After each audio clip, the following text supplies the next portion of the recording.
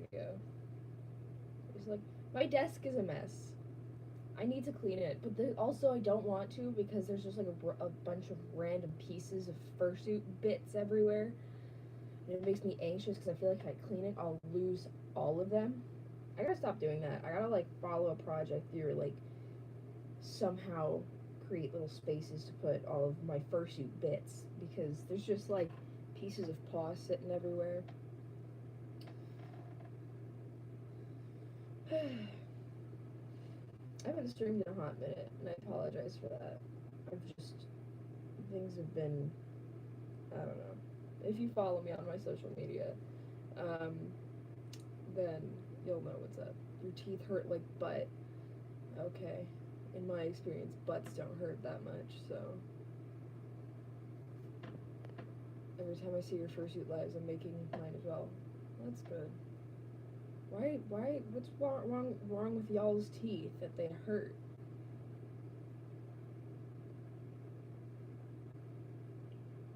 Braces? I forgot that my following is youngins. I had braces. Can you tell? I had orthodontal work from 3rd grade to 8th grade. I had a palate expander top and bottom from 3rd to 7th grade, and then 7th grade to no. I stopped. The top palate expander, I stopped in 5th grade. The bottom one I had all up until I had braces. But the top one was like a retainer that I could take out, and then the bottom one was like in, but it was like behind my teeth. Oh, it was the worst thing ever. I hated having braces with a burning passion because my teeth um are like mega messed up in the back, or they were. Well, they're all of my teeth. I had shark teeth basically, but in the back, I have a couple chipped teeth, and um, that's because the brackets kept coming off, and then I'd bite down on them, and then my teeth would chip because it's a piece of metal and cement. And at one point, I was eating something really stupid. Like it was something like I feel like I was eating like pasta or something, and one of my it was like my very back bracket came off, and then I didn't have the bracket next to it because that tooth hadn't fallen out yet. Um, so it was like bracket, skip, bracket. I actually ended up having to just rip that tooth out myself. Like it was barely wiggly, so I just took pliers and went. Wah. Anyway, don't do that. It's not good for your mouth, I don't think. But I lost the last bracket, and so this wire, this 2.5 inch long wire, was in my mouth. But because it wasn't like held down, it like sprung out and kept digging into my cheek, and I've got like a scar in my cheek that's like it was like a hole when it happened. So yeah, I got 4 teeth out and cavity filled in a day once. That sucks. I probably have a bunch of cavities because the dentist I had in New York, which was like I think the last time I've been to a dentist was when I lived in New York. I've lived in California for 4 years now, so it's been a hot minute since I've been to a dentist. It's probably not healthy, but I brush my teeth, so. But the dentist I had back in New York was really bad. For instance, when I got my first Novocaine ever, they put it in the wrong spot. I was getting a cavity filled somewhere back here, and I remember I was like really scared for the Novocaine because it's a really long needle. I mean, it makes sense because it's going in your mouth, but like I remember she put it in and it was like, what? She goes, you're gonna feel a little pressure, and like what? And I was like, okay. She goes, oops, hold on, and I was like, oops. What do you mean, oops? What? And she goes, I put it in the wrong spot. I'm sorry. She put it in like my bottom, or she put it in like okay. So you know how your jaw, like in the back, it's like there's like a piece of skin here. She put it here rather than putting it in like the bottom of my gums down here. So in turn, that made like this entire half of my face numb. And I remember I was like, my face feels like an octopus. But because I have a habit of chewing on my lip when I'm nervous, of course I was super nervous after. I was chewing on my lip, but I couldn't feel it. So I kept chewing on my lip and chewing on my lip until I got to the vein. I almost bit through, and I remember I was chewing on it, and I was like, oh wow, that's that's a weird texture. And then I was like, because I couldn't taste either because my tongue was numb. And so I touched it and I was like, oh, that's blood. And then I looked in the mirror and it was I was like, is that my vein? And I go to my mom, I was like, Ma, is that my vein? She's a nurse. And she goes, yeah, that's your vein. And I was like, so now I have a huge scar here on the inside. Oh, my whole point was I probably have a ton of cavities because they put these things in called sealants because I had like the start of cavities and I have them on they put them in on almost all of my molars because in some teeth I didn't have the starts of cavities, but they're like, we'll just put them here just in case, which I don't think that's how it works, but they put them in, and then literally that day, like a couple hours after, because I couldn't eat for a little while after, but we got food like a couple hours after, I was eating and I was like, crunch, and I was like, what was that? And I like spit it out. It was my sealant. Then the following weeks after, all of them fell out. I have one left. And actually, it's only half of one. Bottom line is, don't go to random dentists in New York. Just because it's close to your house and convenient.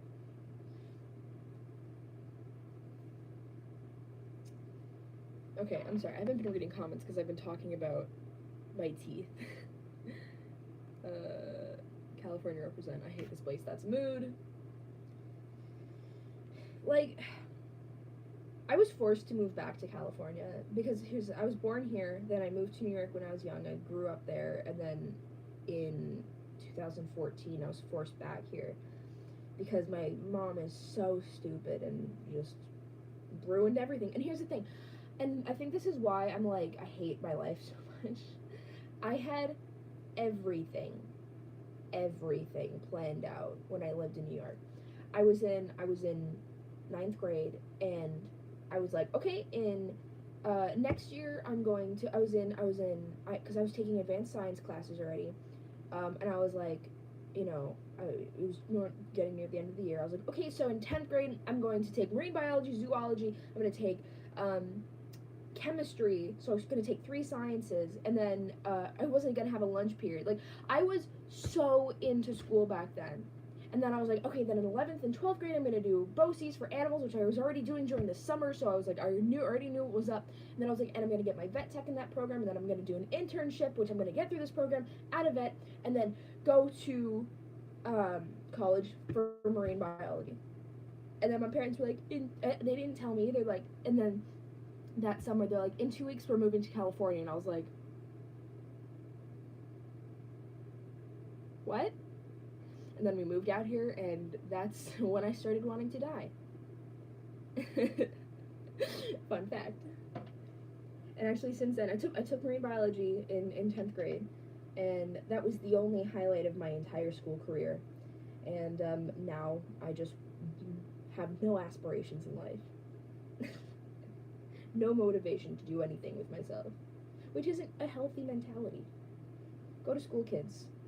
Don't do what I did. Don't go to 3 different high schools and then drop out and take your GEDs. Go to college. Do all of that. Even if it's just for an associate's or like a certificate, which is 2 years, Because with a lot of certificates, you can, which is you go to like a community college for 2 years.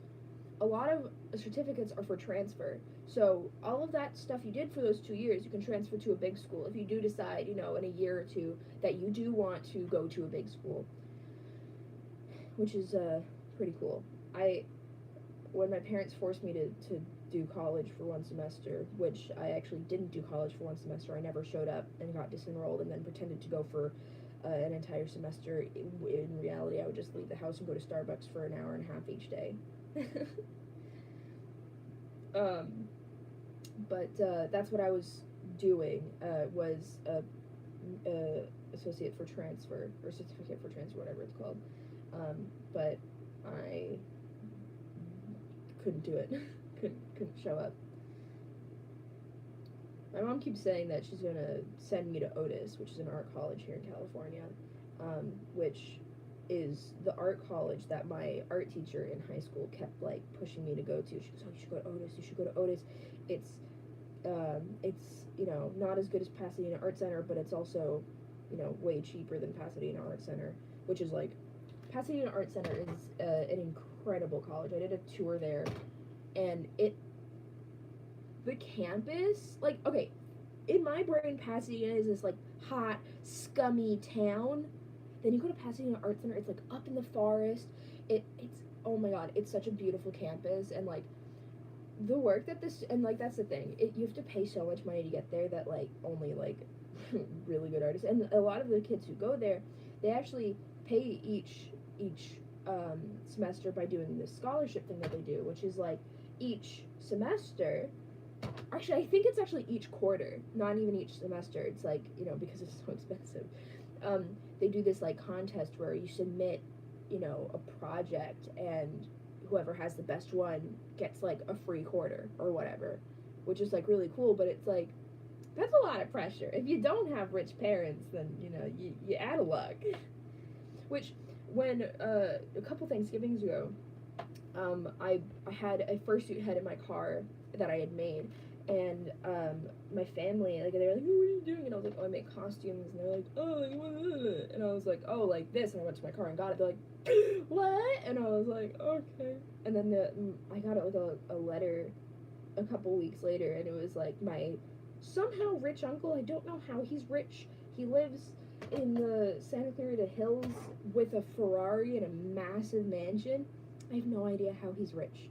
He lost all of his money because he had a drug problem, and then now he owns, I mean, I guess he owns the club, but I don't know. But he offered to pay for me to go to Pasadena Art Center, and I was like, okay. So I started trying to build a portfolio, but I got really discouraged because at the time I was not good at art. This was 2016.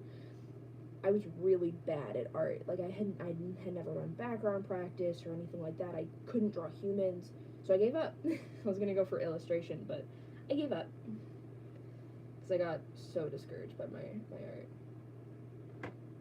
What's up? Remember me? No, I don't. Sorry. I lived here forever. I can't wait to get out. That's a mood. See, my parents might be moving to Florida next year. I actually don't even know what's happening, but if they go to Florida, then I'm going to Florida, because I'd rather move to Florida with my family than go by myself, because moving cross country by yourself is really hard and really expensive. So if my parents move to Florida, then I'm going to move to Florida, because Florida's cheap. There's an ant on the wall, I'm sorry.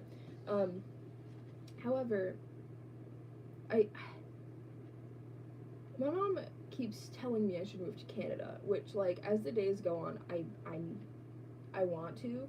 My only thing is, I don't want to deal with Canada winters. I could move to BC, where there's not really winters, but then I'd have to deal with, like, wildfires. But, like, not that I don't deal with that already, but, like, I'm a Canadian citizen, so I could just pop up there anytime I want, which is cool. So I could potentially just move there whenever I wanted to if I had the money. And there's, like, I don't know, free healthcare. And there's some programs in some cities where you, like, live somewhere and work there. Like, so instead of, you know, having an apartment and having a job and then having to pay rent and pay bills, you live it where you work, and they pay your rent, they pay the bills as long as you work there, you know, which I think is pretty cool.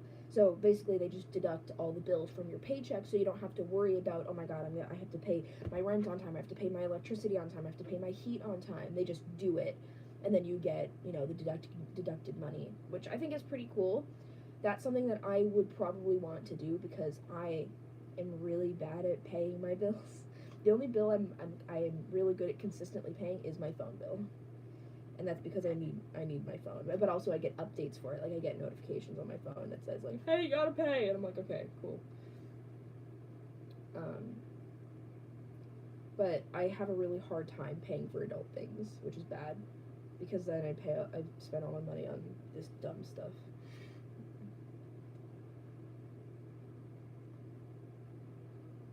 Being an adult is hard, bottom line. Don't wish to be an adult, kids, Because I know that a lot of y'all are, like, young. Y'all are between, like, 12 and 15, and you're like, I can't wait to be an adult. It's like, no, you don't.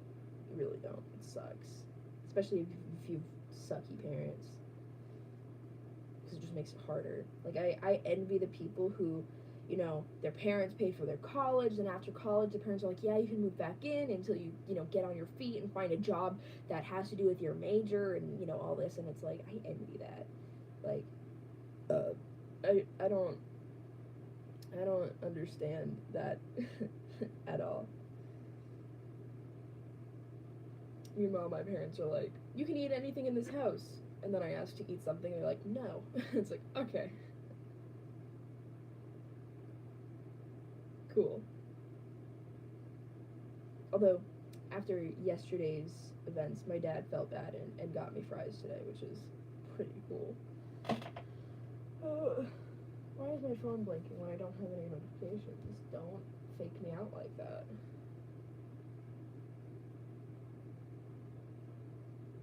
How's everyone doing? I feel like I've been talking an awful lot about myself, but I don't know what else to talk about. I'm the only interesting thing here. That's a lie. I'm not interesting at all. But no one is saying anything. So as of right now, I'm the only interesting thing here because no one is saying anything in the comments that could be interesting. How's everyone today? Did y'all have a good day at school? It's Thursday, right? Yeah, it's Thursday. I'm getting a commission tomorrow, which makes me so happy because I'll finally have money. Someone's commissioned me for plush paws, which are my most expensive paws. And I'm like cracking down on finishing this boy because I'm gonna get money when I finish him because the person never paid him off, which but like insane. And because I'm going to, I know I shouldn't, but I'm going to. I'm gonna buy the rest of the stuff for my Toby cosplay.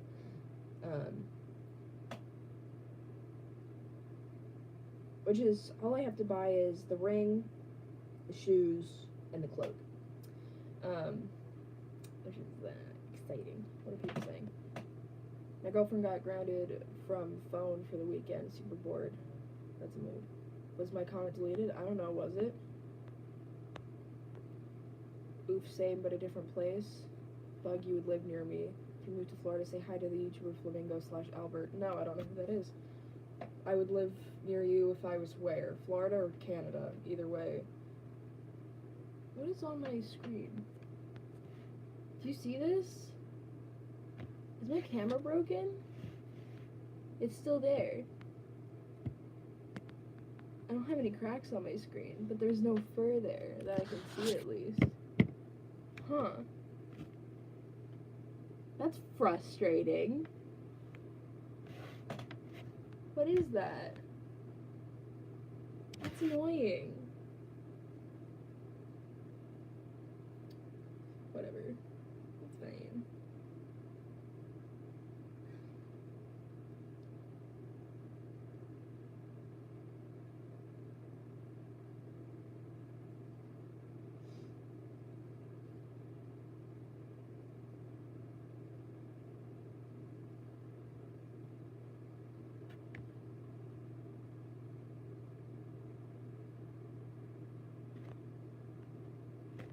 There we go.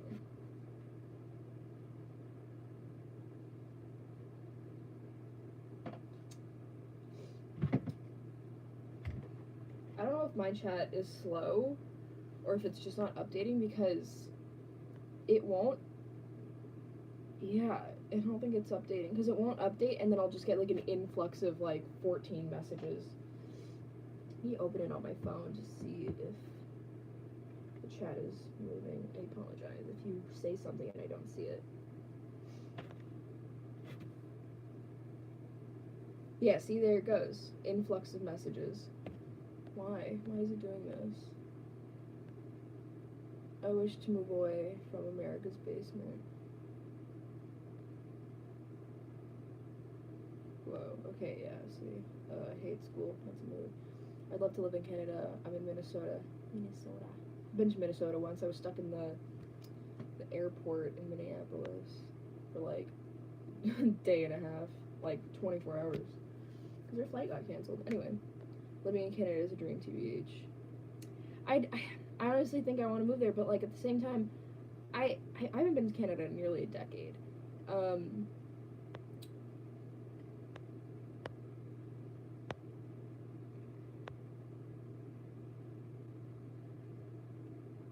Still your dad's laptop to draw. I don't care. Bug, you are one of the best fursuit makers I've ever seen. How long have I been making? I've been making suits since 2015, and I'm not one of the best fursuit makers you've seen. I'd give those titles to Autumn Fallings, Phoenix Nest, Made for You. Never mind. I'm crossing Made for You off that list. Phoenix Nest. I said that, didn't I? What is it?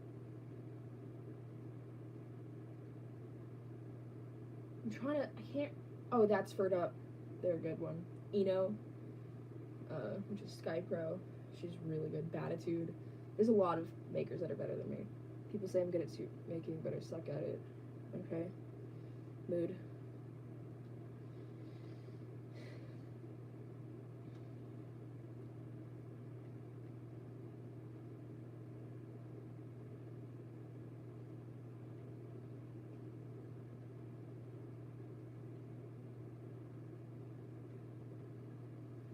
Let me open this here.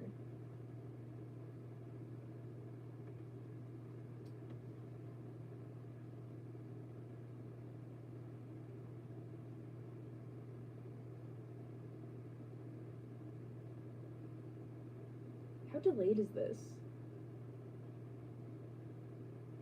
Okay, not very. Interesting. Let's do the fork in the garbage disposal. I did a TikTok with that audio. It wasn't very good. Not as funny. My favorite TikTok I've done is well, actually that's a hard one. I made some funny ones the other night. But I like the one where it's the what is that band called? Foster the People, is it that? But where it's like I'm like no, and Kiki's like yes, and I'm like no, and then that one. I like that one a lot. All the ones that I've posted, I like on my Instagram, I should say. Ooh, the Kiss Kiss Fall in Love one. That's another favorite. I like that one a lot because the editing on that one is good.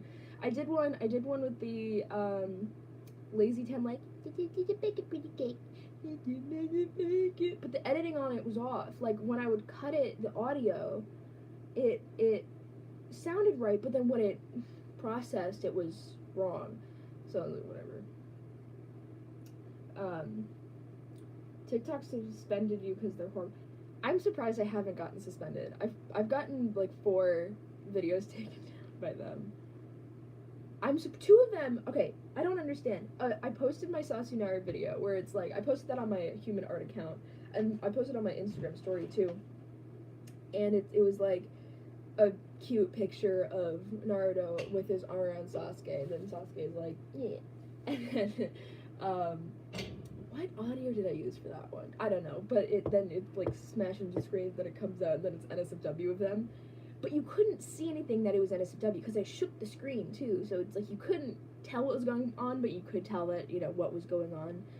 And that got taken down twice.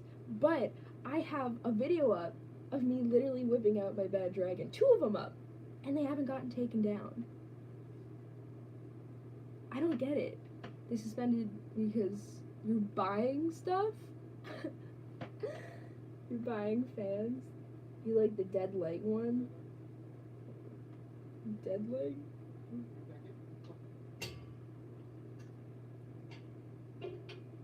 You think you're becoming an old person. You're 13. You're not.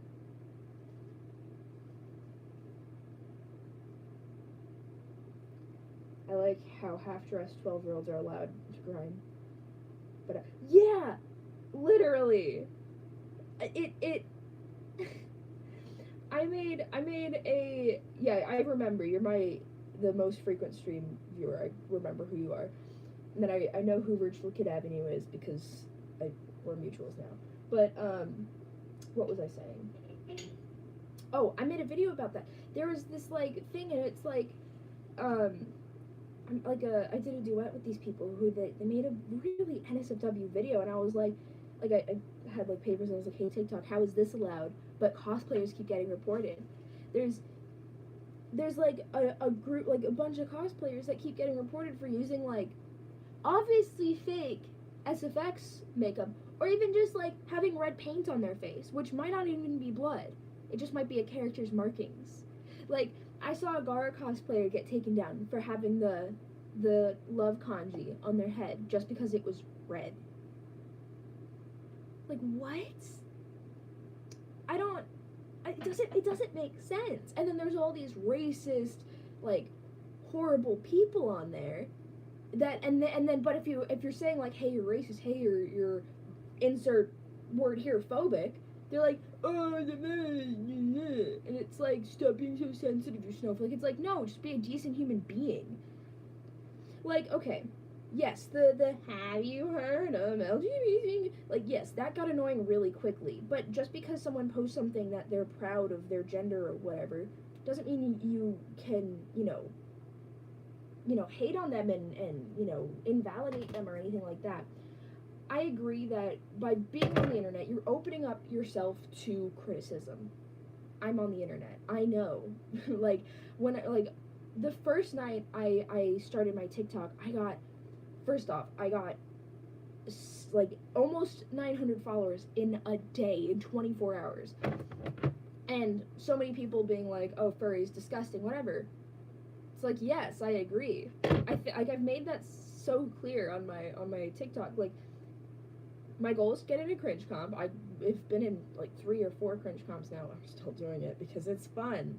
I like it. It's fun. And that's the thing. Like, people are like, oh, you do TikTok? Like, I've lost all respect for you. And it's like, let me enjoy an app. Like, I miss Vine. This is my coping mechanism. Vine is how I got,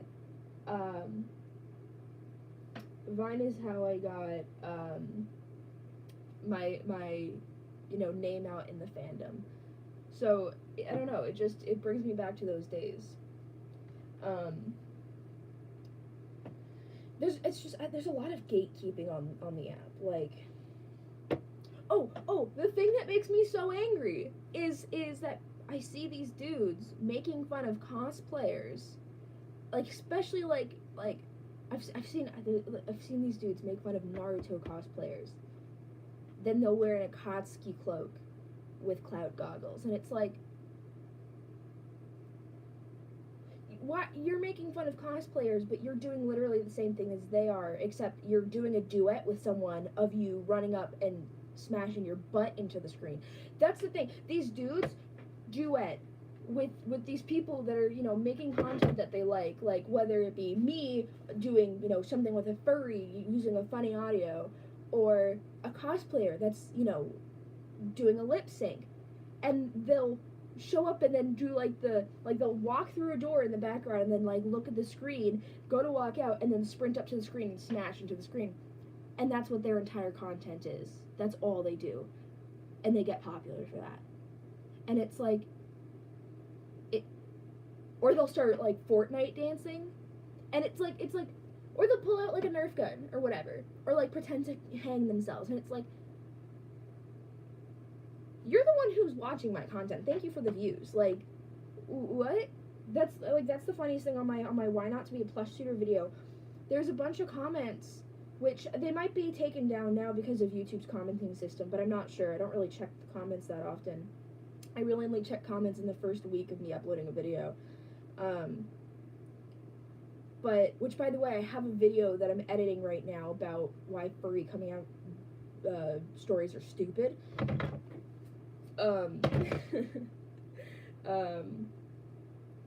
But there's so many comments on that being like, oh, you're furry, go die, and it's like, okay, that's your opinion, but you're the one who clicked on my video, and you're the one who gave me a view. You're the one who's giving me money by being here. That's what I love about hate comments. It's like, okay, sure, cool, but you're the one who clicked on my content to begin with, so,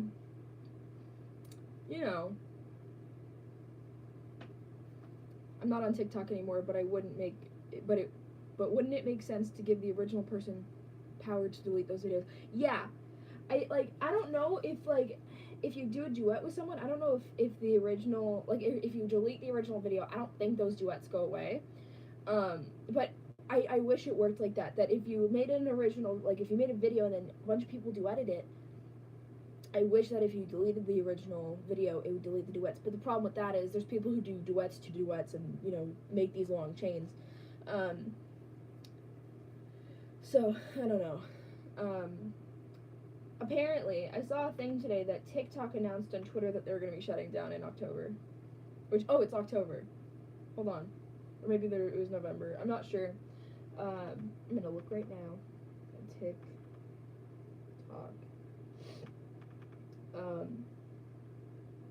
Because the thing is, like, it's such a negative, TikTok posted a furry TikTok. Cool.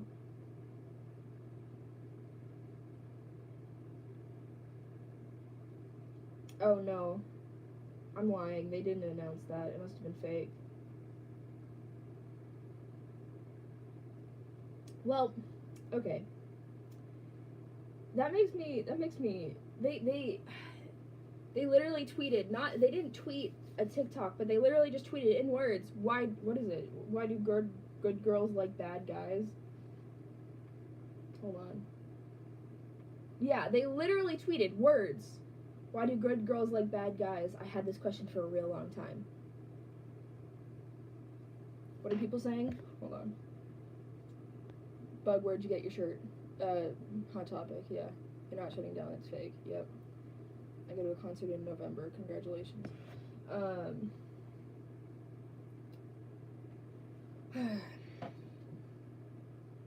TikTok's really,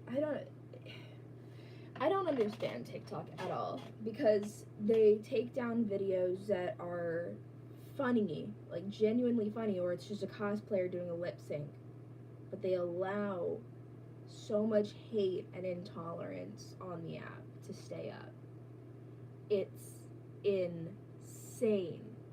Or people get taken down for saying, like, one curse word, and it's like, so you're gonna take someone down for saying one bad word, but you're gonna leave someone's videos up that are invalidating LGBT minorities, women, all this stuff. Like, I understand, like, if it's a joke, which the thing is, a lot of these dudes just say it's a joke, but there's no punchline. It's just, oh, you're LGBT, disgusting, kill yourself. That's not a joke. That's just not funny. Like, and don't get me wrong, I love offensive humor, which is why, like, there's a bunch of girls on the app, and I think they're hilarious. Like, they're like, because they'll say something that, like, a lot of, you know, like, it's, you know, so true, like, and like, people will do duets to saluting it. If someone says something true, people will salute it. It costs money to take down the videos that get popular. Yeah, but what was I saying? Oh, like, there's one girl that I saw, and she's like, I've seen a lot of people saluting me on here, but I'm a woman, so you shouldn't be doing that because women don't get any respect. And it's like, or women don't deserve any respect. So could you please stop? And because I'm property. And it's like, yeah, that's a funny joke. But, like, just, you know, seeing a, you know, someone who might be a cosplaying account, or might just be an account that has a trans flag in the background, and then being like, oh, disgusting. It's like, okay. Or like, okay, so the good border for that is, like, I feel like people saw all of the videos about this ain't it, Chief. That's a mood. Oh, this is it, Chief. Yes, what I'm saying is it. But there's, like, all the videos about that one cosplayer. It's like their name is like Nyan something, but they did, like, in, like, a cheerleader outfit, they did, like, the hit or miss video, and it's become a meme that people will, like, watch it, and then they'll, like, you know, be like attracted to it, and then there's like a duet being like, that's a dude, which, yes, it's disrespectful to call her, you know, a dude, but she is male to female. So it's like, I think that's funny in my opinion. You know, the whole trap culture thing. I think that's funny. I see no problem like with that. I mean, it's problematic, but in the funny way, if that makes any sense. Like iDubbbz humor, it's problematic in the funny way. But I think because that joke got popularized, a lot of people are now thinking, oh, because we can call this girl a dude because of how she is, then it's okay to call these trans people who, you know, aren't doing anything, they're just existing. It's okay to call these people slurs or, you know, that they're not real or any of that stuff. And it's like,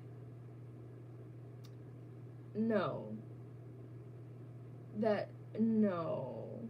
Or like, I know there was one going around where a lot of people were duetting it and he was alluding to it or whatever, but it was like, it was a girl being like, you can be LGBT or whatever, a furry, a little, I'm okay with that. And like, it's like dudes being like, okay, whatever, and then they're like, as soon as like they say like gay or trans, like, no, disgusting. And it's like, okay, if you said that at little or furry, yeah, go ahead, say it's disgusting. But why at someone for an orientation? Why is that disgusting? I don't understand it. It makes me so angry. But, and then she goes, but, we can all agree that Lily Pons isn't funny. Which is, you know. But, sorry. You were dying over here, help? Why, what do you mean you're dying? Oh, I see. Hold up.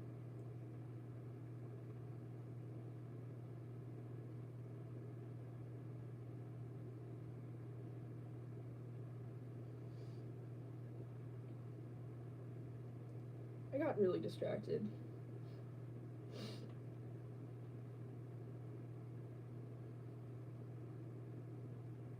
I feel like TikTok for me is gonna be one of those things where like, I mean, for the past like couple days, I haven't found any good new audios. It's like I did all the trends. I did, you know, all the basic audios that people do. I really am not one to do vines. I mean, I've done a couple, but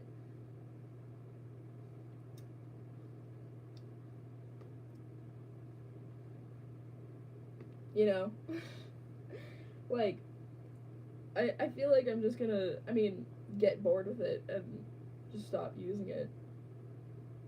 Because, like, I really am not one to do, like, the typical, like, Musical.ly thing where it's, like, just to lip sync to videos. I'm embarrassed to speak the same language as Lele Pons. Oh, I'm, that's a mood.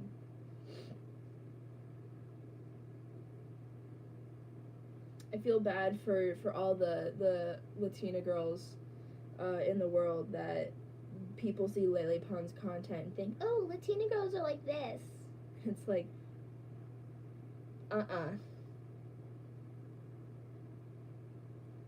Do you have a website with your TOS and such? Your suits are gorgeous. I don't have a website. That's a lot of upkeep. I have my Trello link that has my TOS. I don't have prices. I mean, I do, but because I don't really do suit commissions, I don't have a price sheet anywhere. But heads start at $600, partial start at $850, full suits, which I only do plenty full suits, start at. She is Latino. What do full suits start at? I think it's 1,100, 1,000. See tonight. Let me look.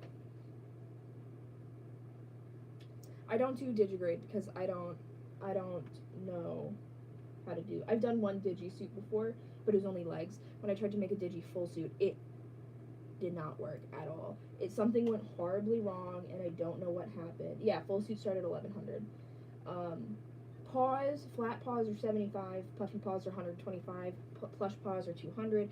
Feet paws are, I think, 150 for indoor, 200 for outdoor, or 200 for indoor, 250 for outdoor. I don't remember. One of the two. Bottom line is indoor or 50 more than outdoor. Anyway.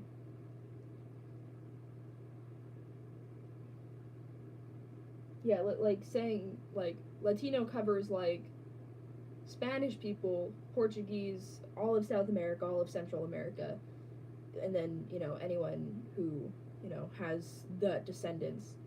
Papa bless. I'm Papa Bug.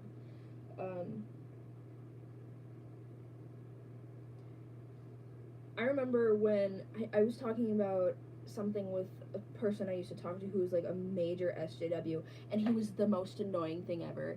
Like, he would preach about being such an SJW, but then would misgender me and my significant other at the time, and it was like, oh, if you're an SJW, then go kill yourself. Like, what? I was about to say nothing against SJWs, but everything against SJWs. I'm sorry, I hate them. Anyway, but he was, like, so preachy and disgusting, and I was talking about, because when I used to work in the movie theater, I was among, you know, a group of maybe 5 white people out of the entire you know, workforce. Like, it was mainly Latino people, and then a couple Asian people, and then, you know, barely any white people, because the town I live in is mostly Latino, because I live in a farming town, so there's a lot of migrant workers, which that's okay. It doesn't, you know, there's gang violence, but that's okay. It just comes along with, you know, a lot of places in California. There's just gang violence, like, everywhere. Just, like, it's like, if you don't live in a rich town, there's gonna be gang violence. I used to live in a rich town. I'm not rich, though, just to get that straight. It was because of the school district I went to, or school I went to wasn't a district. Anyway,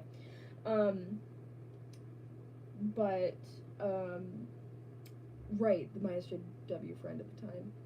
So I was like, oh yeah, like, I'm, like, the only white person out of all these Latinos, and he goes, Latinx, actually, and I was like, excuse me? He goes, if you want to address a group of Latino people that has Latino and Latinas in it, you say Latinx. And I was like, that's the stupidest thing I've ever heard. He goes, it's just the politically correct thing to say. And I was like, I'm gonna keep saying Latinos unless you want me to step it down a bit and say Mexicans. Like, and I was so tempted to do that just to make him angry, because it's like, and so the next day I go to work, and I was in the break room, and I was like, so my friend told me last night that the proper way to address a group of Latinos that has men and women mixed in is saying Latinx. And these 3 Latina girls look at me and go, that's the stupidest thing I've ever heard. And then after that, they all just started addressing each other as, hey, Latinx. I was like, okay.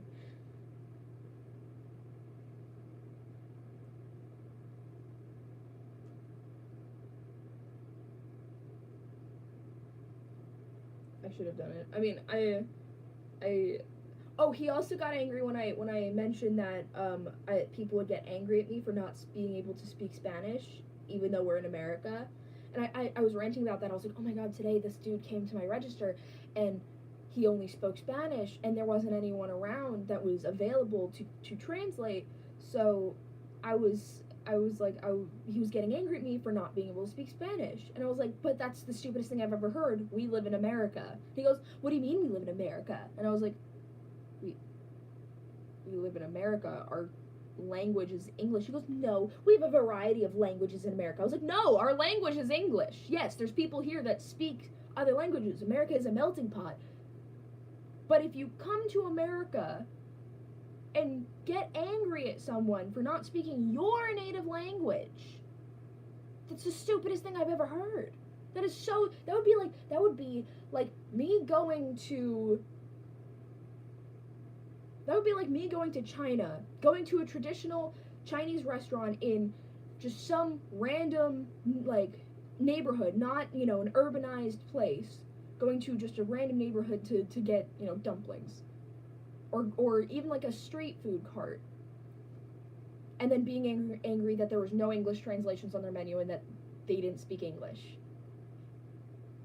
It's the stupidest thing I've ever heard. But it's crazy because other countries in the world, they teach their, like, in school, they teach English. So, you know, people always apologize for their poor English from other countries, but they speak better English than half of America does. And that's what I hate about American school systems is all these other foreign countries teach English as a second language, and people end up coming out speaking it perfectly. I learned Spanish for 5 years, and I can't speak it. I can read it, I can hear it, but I can't speak it. And what does that say about the American school system? They make English a second language mandatory in other countries, make Spanish a second language mandatory for 3 years in America, if not less. We in my school system growing up in New York, we had mandatory 3 years. After that, you could stop, and that was middle school. After that, you could stop, and you could either take another language, or you could continue with Spanish. I ended up taking Spanish and Italian, and the crazy thing is, they only, at my school, they only taught Spanish, Italian, French, and Latin. I don't know why people would take Latin. Why would you take Latin? Out of all the languages you could teach, why Latin? At the school, when I moved to California, the languages they taught was Spanish, French, Italian, and Mandarin Chinese. That's a better alternative than Latin. I'm a white bean, and when I speak Spanish, everyone gets mad at me. See, ow, my hip. Oh, sorry, I had my leg up for a while, and it hurt. I can speak Spanish, like I can do basic conversational things. I can order at a restaurant. I could, you know, greetings, you know, directions. But if someone came up to me and was like, "Can you speak Spanish?" I would say no, because, no offense against anyone who took Latin. I just don't see the purpose in it. It's a dead language. No one speaks Latin except in, you know, the Pope, I think. Probably even not. My high school requires 2 years of foreign language, and they teach Spanish, German, French, and Japanese. See, that's a better, actually, yes, that's a better, like, assortment of languages. You know, teach languages that, you know, are widely spoken throughout the world, which is why my old school taught Mandarin Chinese, because English and Mandarin and Spanish are the top 3 spoken languages in the world. So it makes complete sense why a school would teach that. I'm jealous that your school taught Japanese. If any of my 3 schools taught Japanese, I would have been on that so hard. I'm learning it now. But I feel like if I learned it in a classroom setting, actually, I feel like if I learned it in a classroom setting, I would have not learned it as well, because I took 5 years of Spanish, and like I said, I can't speak it. But I've been taking Japanese for like a month now, a little less than a month, and I can speak Japanese better than I can speak Spanish, which is crazy. I have a harder time reading Japanese than I can read Spanish, obviously, because it's a whole different alphabet. Like, my problem with Japanese is that there's hiragana, and then there's kanji, which are like the bigger ones, but then there's also, I can't remember the name of them, but then there's also the other ones, which like there's let me write on something. I don't have anything to write on. I need to display this to the world. We're gonna write on the back of this bug painting. So there's hiragana ka. That's backwards, but it's ignore it. And then there's the other one, which it looks kind of like that, more sharp though. But it's like my problem is I don't know when to use which one, and it's like it's so annoying because it's like, I mean, I'll probably learn that eventually, but it's like I'll see like, you know, tweets or something,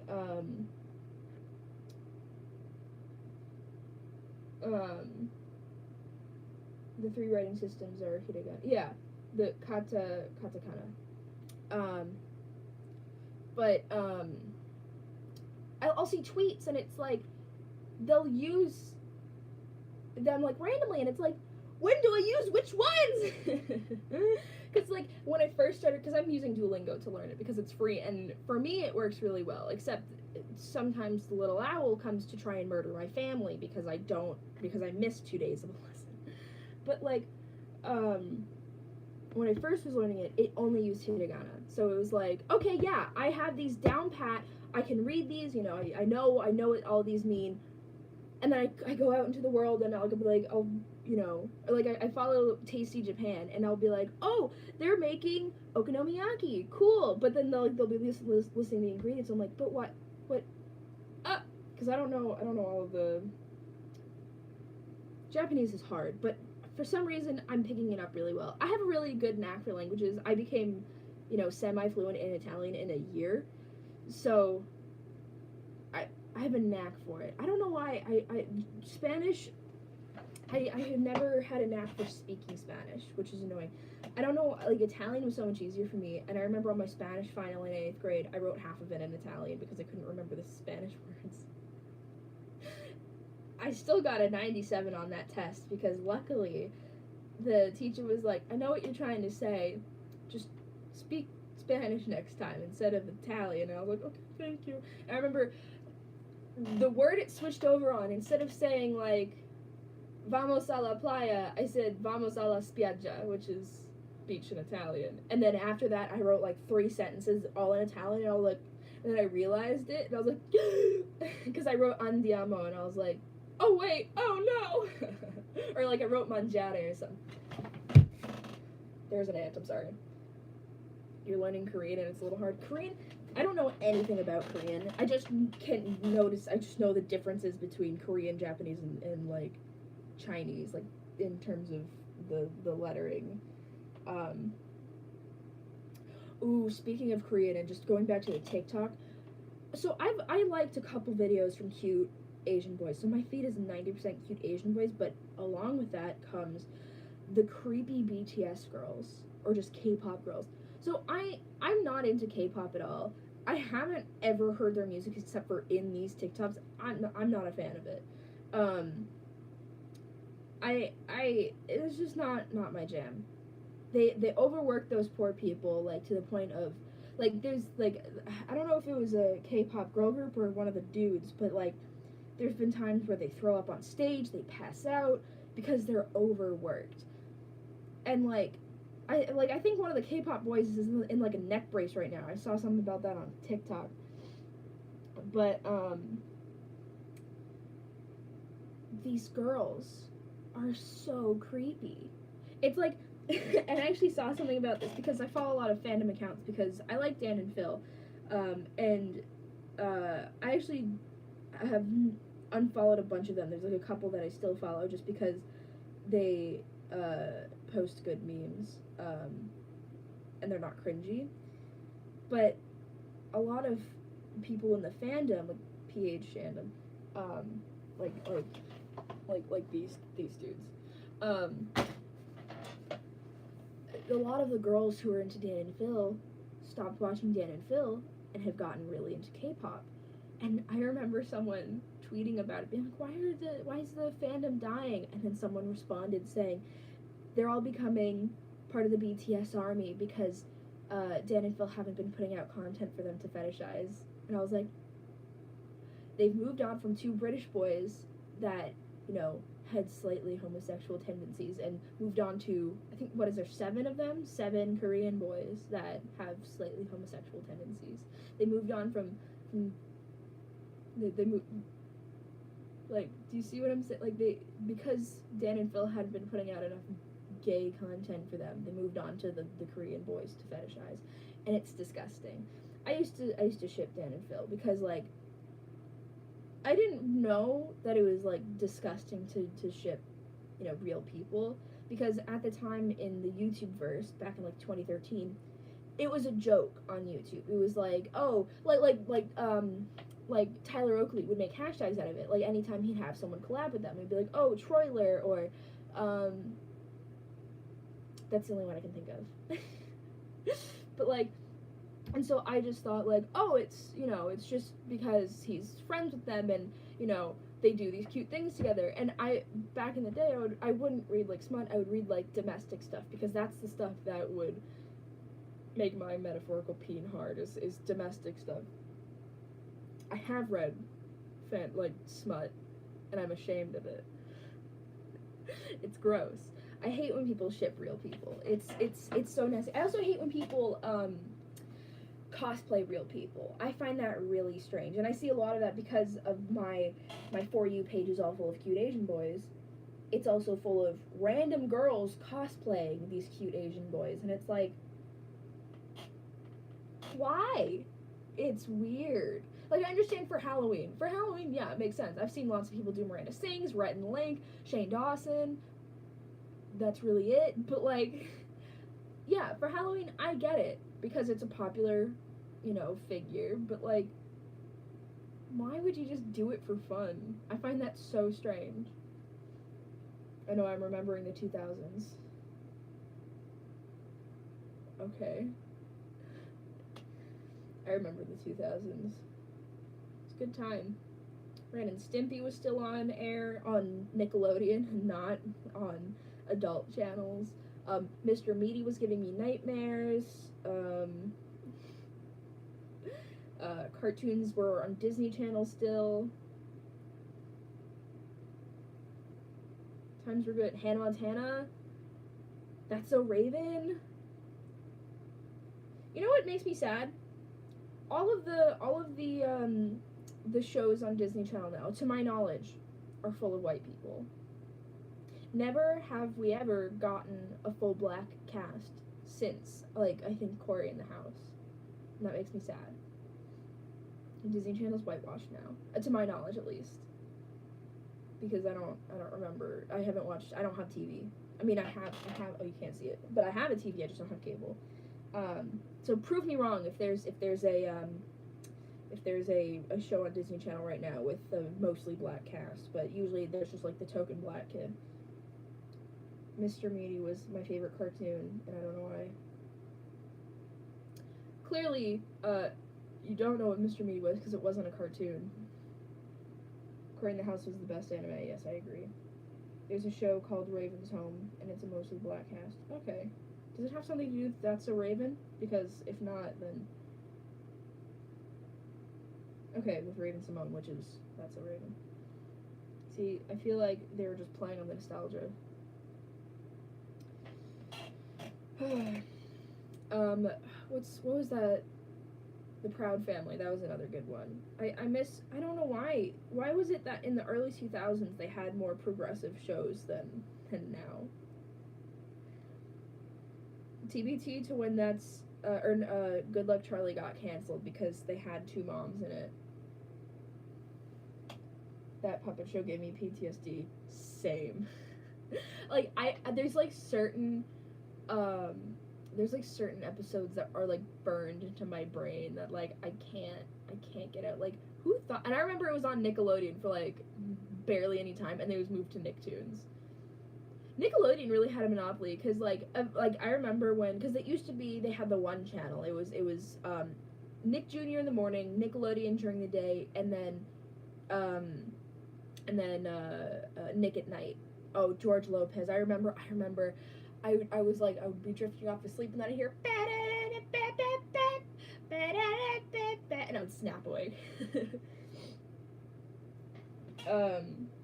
But then they had the Nickelodeon channel, and then they got Nicktoons, which is they would play all the older cartoons on it. So like they would play like all the old like Double Dare, all that, the Amanda Show, and then like they would also play cartoons that were like phasing out of or they had phased out, so like Back at the Barnyard, Mr. Meaty, and like they would play Ren and Stimpy and like Rocko's Modern Life and all those ones from like earlier, and it was dubbed as more like the teen channel because you were becoming a teen if you were still watching that channel because those were older cartoons on there. And then the channel up from that, at least on my TV, it was Nick Jr. And then I remember the channel up from that was Boomerang, which I also loved to watch. Does anyone remember when Cartoon Network had a children's hour for a while? And I remember there was a show on it with like sentient like a fire truck or something and like ambulances. Ooh, who remembers Destroy Build Destroy? That was a bad show. I danced to the George Lopez song as a baby. That's a mood. They keep remaking old shows with a twist. That's So Raven and Raven's Home. They did it with Boy Meets World and did Girl Meets World. I remember that.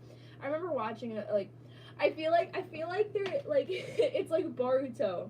Like, you know, there was Naruto Shippuden, and then now there's Boruto, which I love Boruto. It's so good because it's like I mean, I just love Naruto so much. But like also the babies are so cute.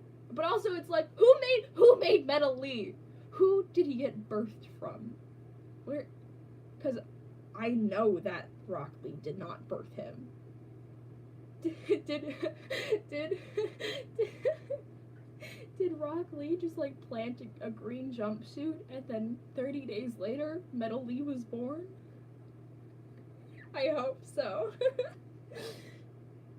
I realized that shows from that era in general, NCIS, Psych, Dexter, etc., had more casual representation. It was crazy. Yeah.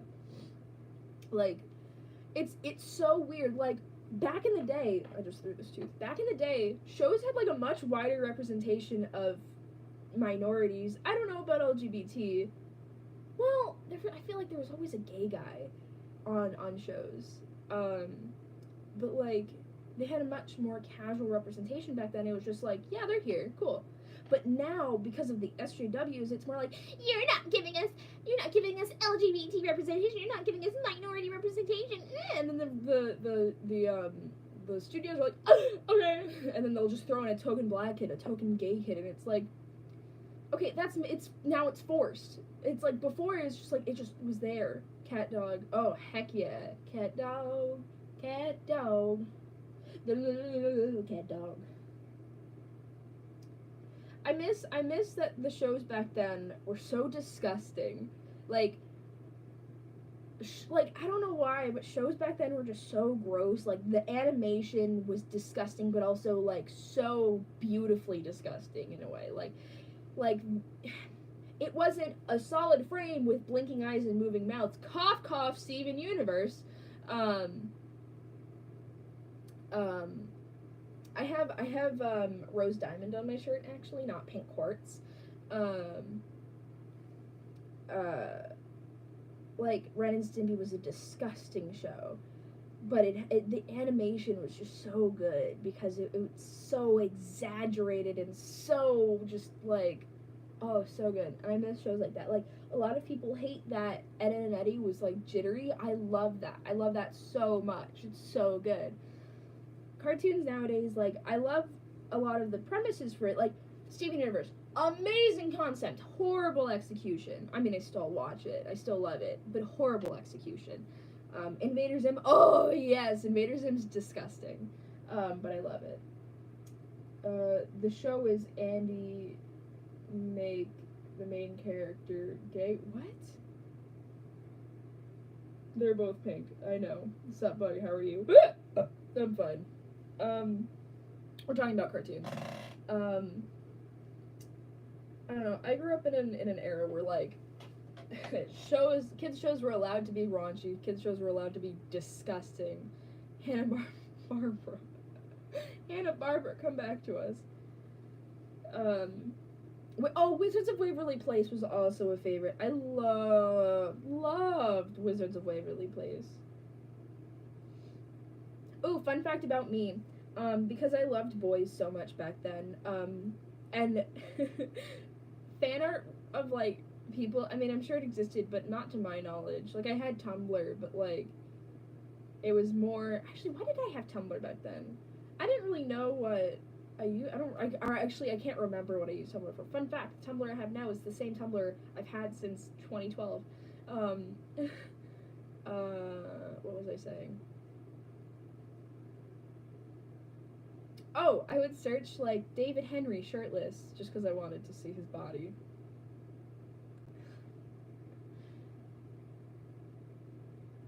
I had a crush on Max as a kid. I had a crush on David Henry. Now he, like, I think David Henry took a turn, didn't he? I know that the kid who plays Max is still, like, he still exists. And I know there's like, a video going around and, like, someone, like, shoving a camera in his face and he was about to say a curse word and then he didn't because he's, you know, a Disney kid. Ooh, SpongeBob I know got really weird. I mean, SpongeBob SpongeBob really outgrew its stay. It's been on. I think SpongeBob is now like the longest running show on Nickelodeon. Correct me if I'm wrong, but it's been on since 1999. So it's like it's been on longer than most of y'all that are here were alive. I don't remember when it came out. I was born in 1998. It would be who put you on the planet? Ew. But it got weird. Like I've seen clips and like I appreciate that they don't do the whole still frame with blinking eyes and you know moving mouths. They have very extreme animation, but it's like extreme animation, and it's like I know like there's a clip going around at one point and it was like Patrick and then it gets really close up on his face and it's like human eyes and a mouth talking and it was like what is that? What is that? Are you trying to give kids nightmares? I mean, yeah, give kids nowadays nightmares. We were getting nightmares from Mr. Meaty and Ren and Stimpy as kids and Courage the Cowardly Dog and Invader Zim.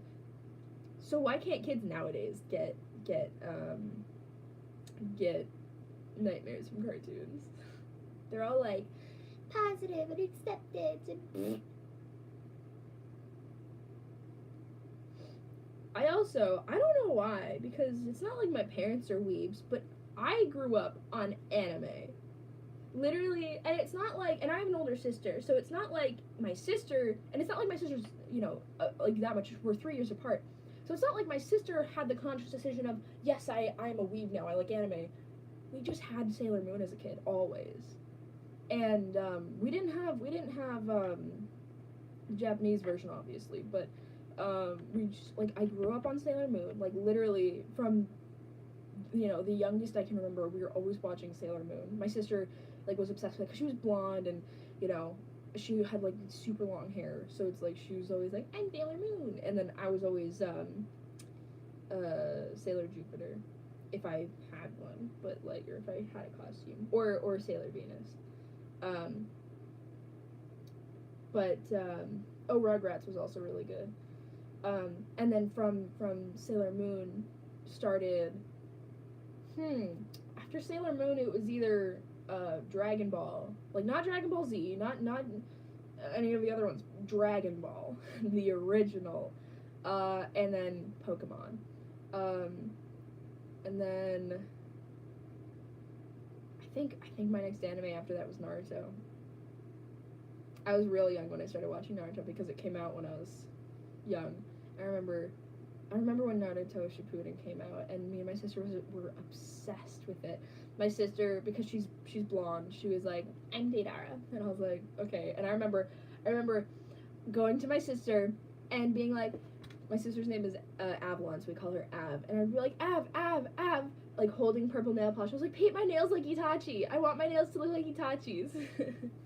And like now, oh, Studio Ghibli is also something we watched constantly. We would always go to the library and rent like 4 of them. And my sister's favorite was Porco Rosso. She likes pigs. She's born in the year of the pig, so I don't know why she likes pigs so much. She always had pigs in her room. Anyway, but I remember being like, Av, paint my nails like Itachi. I want to look like Itachi. But the thing is, back then, I didn't even know how good Itachi was because it was still going on. It was coming out each week. I had like Crunchyroll on my phone. This was before you had to pay for it to you know watch it, or without ads at least. And it was coming out each week. And actually, I stopped watching it like episode 100 or 200 and something because I was like, this is, you know, I can't wait any longer. I'm just gonna stop watching and just let it, you know, do its thing because that's around that time is when Crunchyroll started being like, you have to pay to watch it, you know, the day it comes out, or else you have to wait another week. So I was like, okay, I'll just wait till it finishes, and then I never watched it again until recently. I never finished it until recently, and Itachi makes my heart hurt. He's such a good boy. Like literally.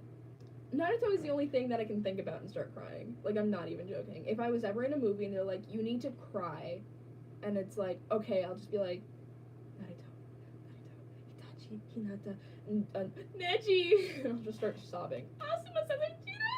And I'll just, The waterworks.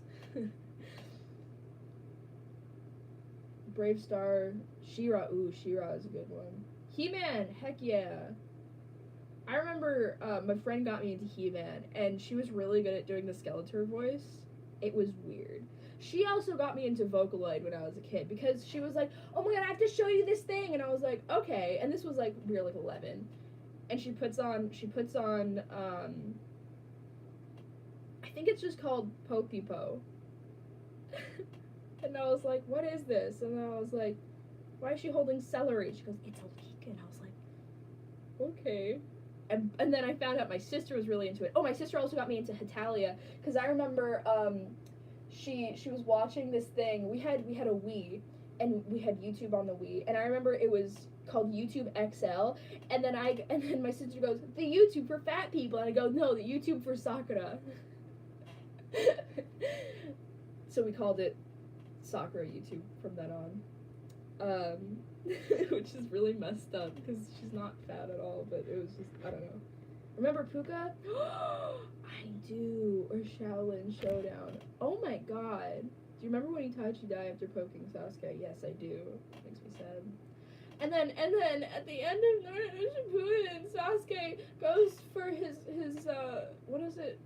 I don't know. He just leaves the village still for he wants to atone for his sins, his atonement journey. And he does Matakonda that to Sakura. I literally started crying when he did that. I was crying already, but like I had sucked it up, and then he was like, I'm leaving the village, and Sakura was like, Sasuke. And then he like turns around and does it, and he's like, Matakonda that. I was like, sobbing. I didn't watch the last Naruto movie until recently. I didn't even know it existed until I saw these things like on my Twitter feed. I follow a lot of Naruto accounts, and it was like, who remembers Naruto and Hinata's first kiss? And I was like, excuse me? When did this happen? And so I looked up, and I was like, it was like the last Naruto movie. I was like, how have I never watched this? How have I never watched this? Oh my god, I sobbed so hard. It was, oh my god. But actually, I'm really glad that I watched it, because it sets up the entire plot for Boruto. Because there was like stuff going on in no spoilers, but like, I don't care. If you care about what's going on in Boruto, I'm not gonna like spoil anything major. I'm only like 20 episodes in right now. Actually, it might be more than that now, but like, it shows a lot of stuff, I feel like your religion is weeaboo. No, disgusting. I'm not like a presenting weeb. I'm like an inside weeb, you know? But like, there was, stuff, and it was like, showing people that looked like, Old Man Six Paths, or super old man Six Paths, and it was like, I was like, what? I was like, but they killed Kaguya. What's going on? She's gone. And I'm really glad that I watched the last Naruto movie before like any major plot points happened in Boruto, because I wouldn't have known.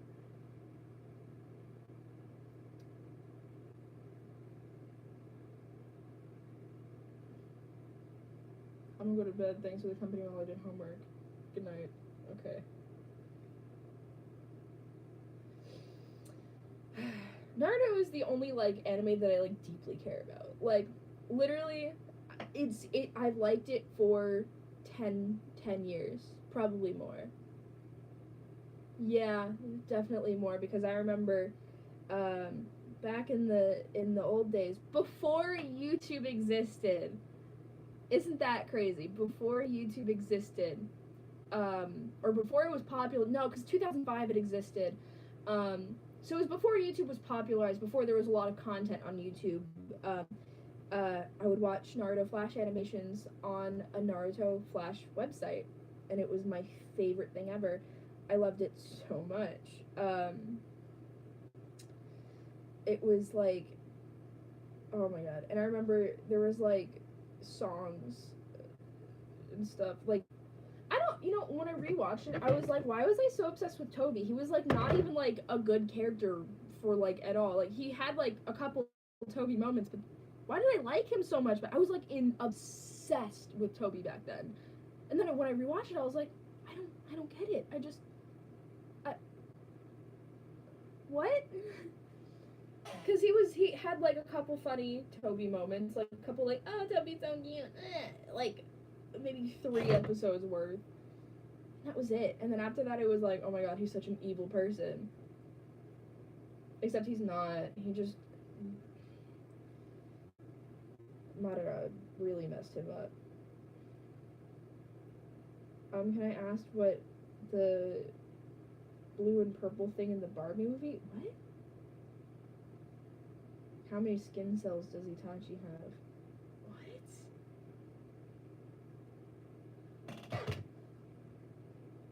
Well, he's dead, so technically none, but you know. Yeah, at least one.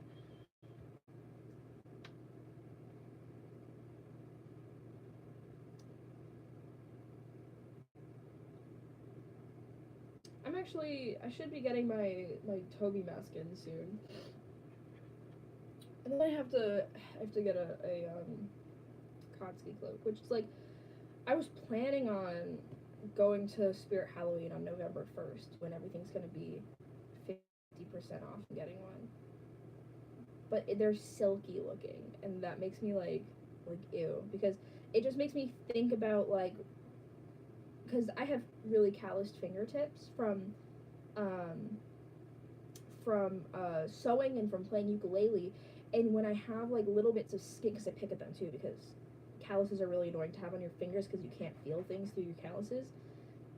You spell Oron right or wrong, but yes, I like Oron. I pick at the calluses, so like my skin will lift up a lot, but I feel like I'm a silky material that would catch, and that like ugh, the feeling just makes me cringe. Rip in peace, the homie taken by a coyote. Yeah, who got taken by a coyote? What?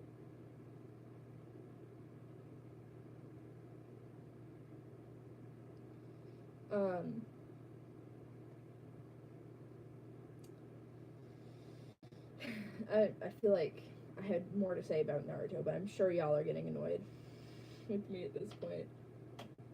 I just love it so much. Like, oh my god, when I finish it, I procrastinated finishing it for so long because like at first I was like I need to finish it because I was so angry about the filler episodes in the war arc, because it was like war, and then it was like, oh, here's a really intense episode about war that we're gonna leave on a cliffhanger. Oh, here's 25 episodes about the second shooting exams that no one cares about. And it was like, I skipped that entire arc. I skipped that whole second shooting exams arc, which I might go back and watch it just because I can. And then they had like the Infinite Tsukiyomi dream things that like took so much time out of the thing, and then like the thing with Naruto is towards the end they would just end showing the same clips of Sasuke and Itachi or Kakashi and Obito over and over and over for full episodes, and it was like, we've seen all this. Like, at least, like, okay, I understand showing it a second time, like, say if you show it the first time early on in the series and then, you know, later on in the series, if it's relevant, showing it a second time, yeah, that makes sense, a little refresher, but showing it so many times over the entire course of the show made me so angry, and I was like so eager to finish it, and then I got to episode 490, and I was like, wait a second, I don't want it to end. And then you know, Naruto and Sasuke like fought, and then I was like, wait, no, it's ending.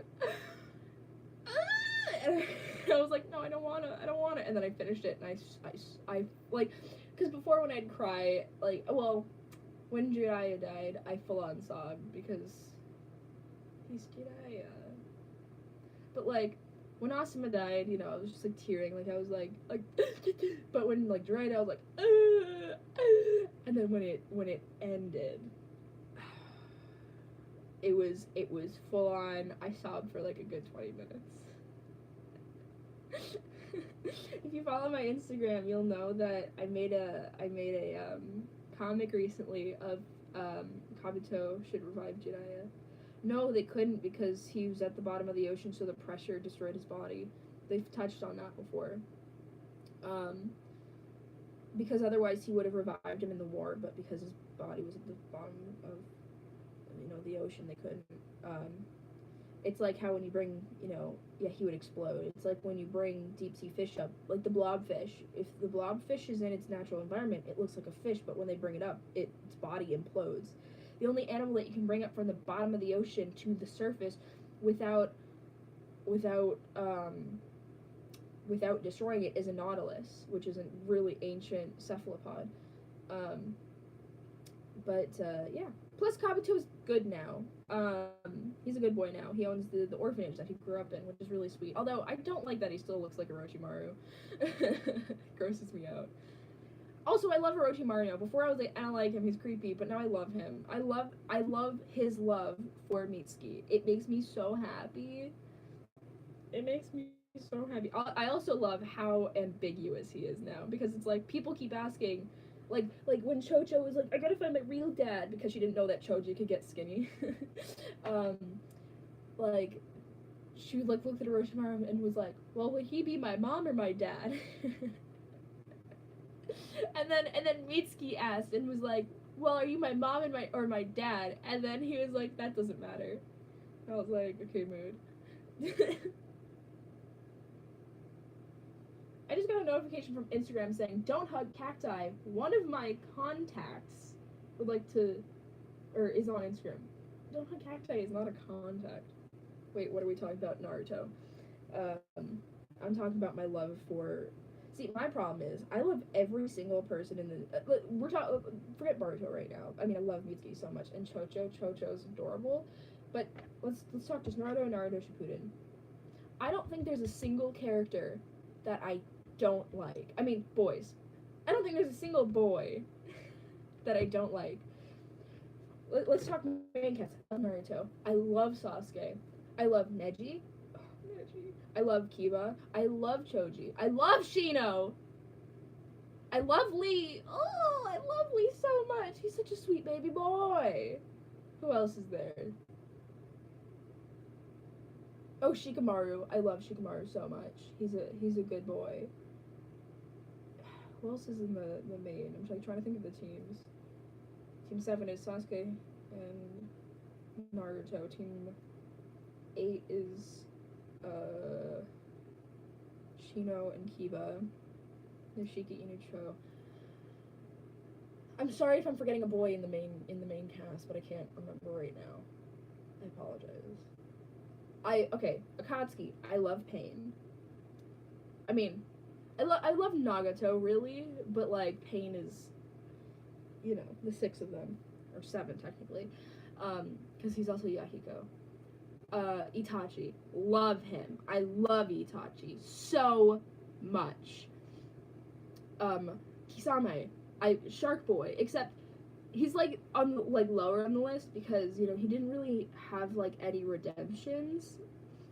Because up until the end, he was just bad. He turned himself into just goop, pretty much. He blew himself up to smithereens. Deidara. Love Deidara. Sasori. I love him! Cute baby boy! He's, he's so pretty. I love him. Why can't I think of the Akatsuki right now? Toby, love him. Obito, whatever. I love Madara's design, not him as a person though, which is, Same with Hashirama. I love Hashirama. Because he's a cute baby boy. Well, he's not a baby boy, but and I love his personality. I'm glad that we got to see a glimpse into his life when he was younger and when he became the first Hokage and created the lead. I love his personality so much. Orochimaru. I love Orochimaru. Jiraiya. I love Jiraiya. I just love them all.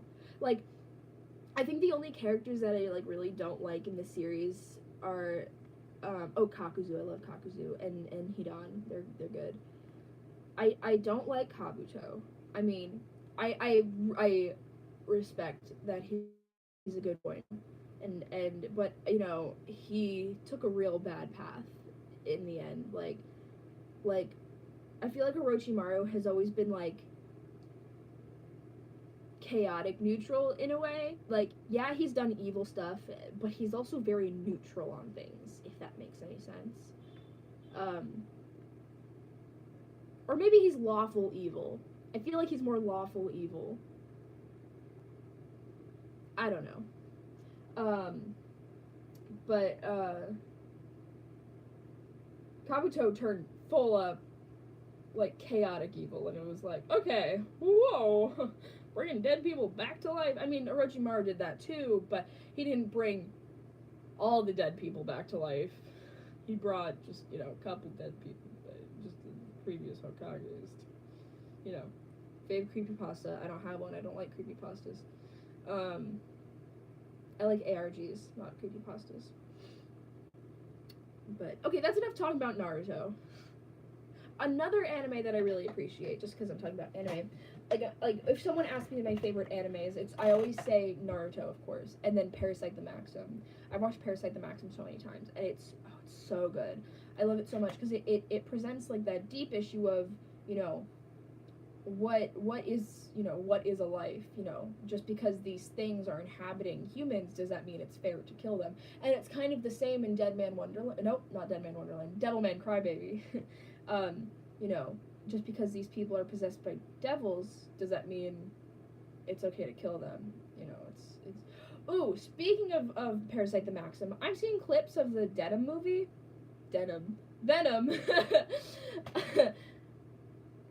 There's clips I've seen of the Venom movie, and it looks a lot like Parasite the Maxim. Kind of like Tokyo Ghoul. Oh, I like Tokyo Ghoul a lot too.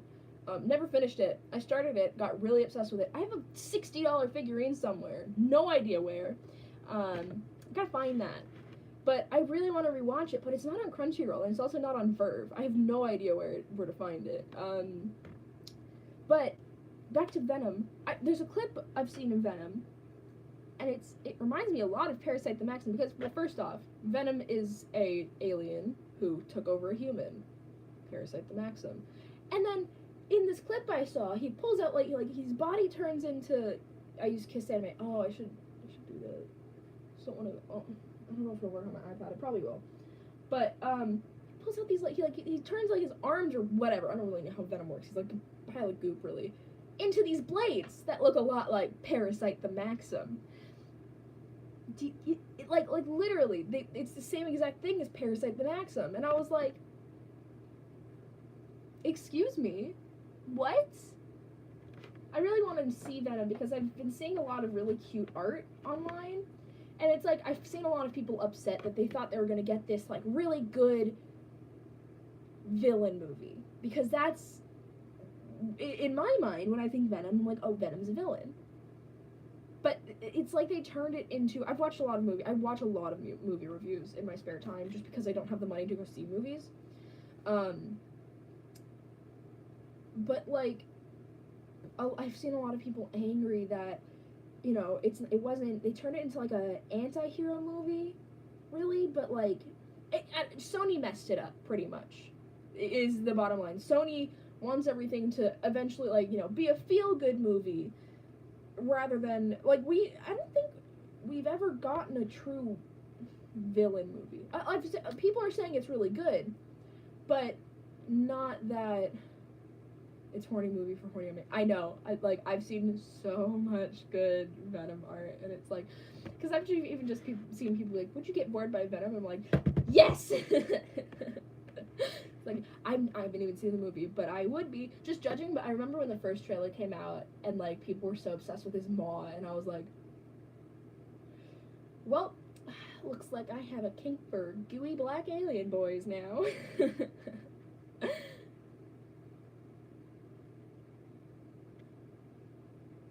Fun fact, that's the only, other than doujinshis, that's the only genre of yaoi that I read is monster yaoi. Hey, I should look here. Hey, do you do the same for arm feathers like you do for heads and tails? I've never done arm feathers, so I don't know. Furry. Yeah, congratulations, you can make an observation. My hands are really sweaty because I've been holding this fleece and it's making it really hard to sew.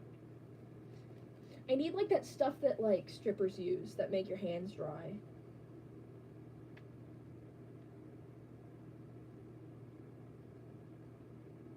MFers coming out of the woodwork for that. For what? For Venom's maw? Because me too. I'm a maw guy. I love me some beans. I want all my suits to have indoor feet paws, but just a good maw really gets me going. In the least sexual way possible. I'm ace, don't worry. When Bug becomes a stripper, I will never do that. Are you going to play Smash Ultimate? I don't have a device to play Smash Ultimate on. Well, that, unless they come out with it for the Wii U, but I doubt that they will. Well, they had Breath of the Wild on the Wii U, so maybe. If it comes out for the Wii U, then yes. And I still have a Wii U because I have lots of Wii games that I like to play that I wouldn't be able to play on the Switch, because the Switch uses cartridges, and I have, you know, like, you can actually see the, God, this is hard, there we go, right here. These are my Wii games. There's, Okami, Super Mario Galaxy, I think Super Paper Mario, I think I have Mario Kart up there. I might be wrong. Let's find out! Also, yes, I'm wearing dino pants.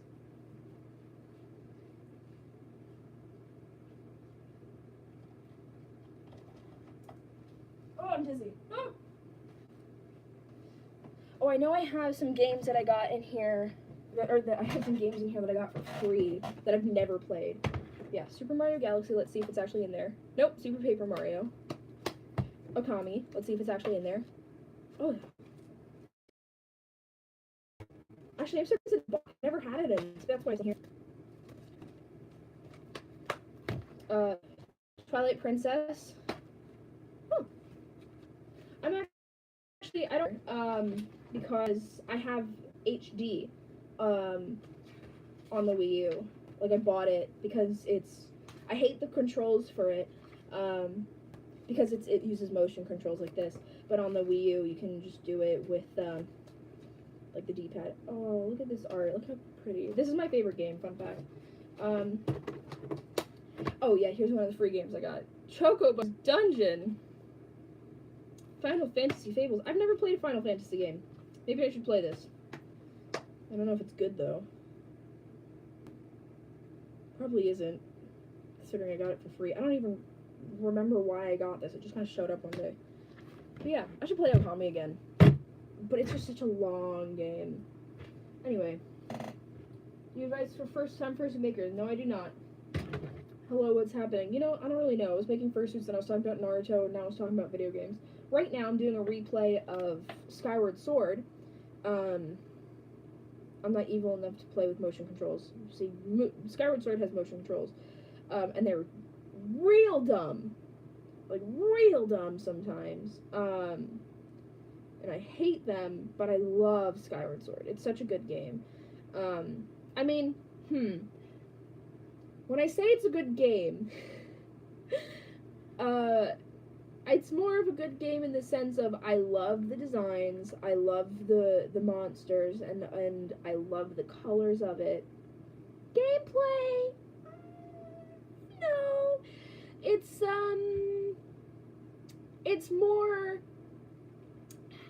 Okay. I love the concept of it, like I love the loft wings and stuff, like I love the idea of that it's very different from every other Zelda game. Like, there's no Hyrule, there's no, like, the only way you get the Hylian shield is if you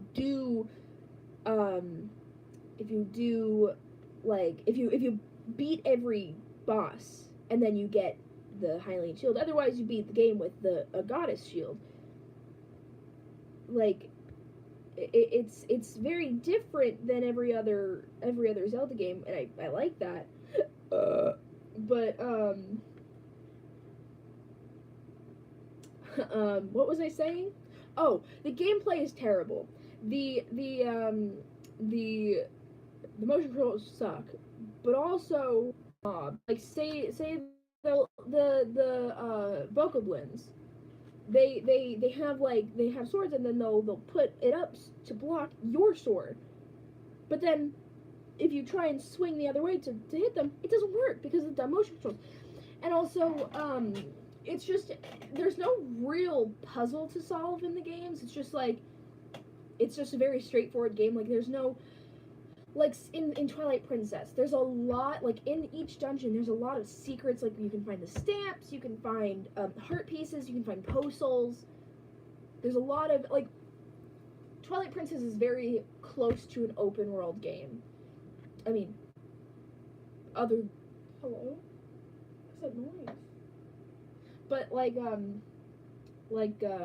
Breath of the Wild is an open world game, obviously, and I love it, except I've talked about this before, I think.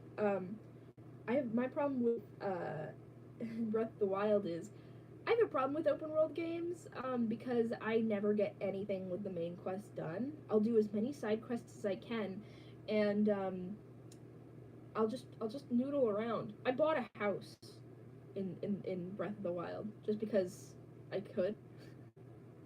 Like, I got and sold a bunch of stuff, just so I could get a house. The temple dungeon thing is just a thing you have to do, an annoying obstacle more than a puzzle. Yeah. Like, in Skyward Sword, like, it's just too easy. And, like, I remember the first time I played it, it was, like, I beat it. Well, actually, I remember the first time I played it, I got to the end where you have to fight Ganon. I don't know if in this game he's Ganon or Ganondorf. It seems to be different in every game, and I don't understand that. But I know in Twilight Princess it's Ganon. But in Skyward Sword, remember the first time we played it, got to the end, and Ganon also has a Skyward Strike type thing. Couldn't beat it. I tried so many times, I died so much, and I got so frustrated, and I left it, and I didn't play for like 3 months, and then I come back, and I beat it first try, and I was like, huh. Why was that so hard? Breath of the Wild has an amazing gameplay. You can go to a mountain and have the time of your life. Yes, I agree. I'm horrified of the Guardians, though.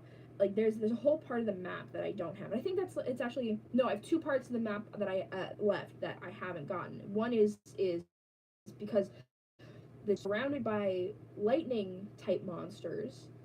But also, even if you defeat all those monsters, like, there's like, lightning Lizafos in the water, there's those lightning, like, fairy dudes, like, prancing around the sky, there's lightning keys. Even if you get rid of all those, you start climbing, and then you get struck by lightning, and it's like, well, what am I supposed to do? You can't dodge a lightning strike. I don't know how to stop that. So that's one part of the map that I don't have. But also, there's like all of like my side quests that I have that like I want to do, I can't do because they're in a part of the map that I don't remember what the region's called, but it's the upper right corner, and the tower you have to get past guardians, and there's turret guardians, there's the big ones that walk around, there's like helicopter ones. It's like I remember I was like, because I was like, okay, well, I'm going to take off the metal gear. No, you can't. I've been naked with with a stick on my back, while trying to climb up the tower, and you still get struck by lightning. But I remember I was like, oh, because I almost I beat I didn't beat the camel, but main quest wise, I didn't beat the camel, but I got to the point where it was the boss fight, and then I died a bunch, and then I got a bunch of really strong weapons, and then I broke them all because I forgot that I should have gone it back and defeated whatever, but what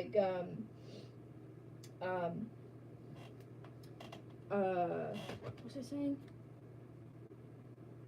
Oh yeah, I was like, oh, I'm gonna go back. I'm gonna get all the towers so I can have my map complete before I continue with anything. And then I was like, okay, let me go do this one. It's the closest to where I am because of wherever I was at the time. Or I was at one of the stables, and then I was like, okay, I'll just walk up here and whatever. And then I see all the guardians, and I was like, okay, can I not do that? The Guardians scared me so much. Like, you don't need a Wii U to play Breath of the Wild. You either need a Wii U or a Switch. I just played on Wii U because, like I said, I have a bunch of Wii games that I still play on it.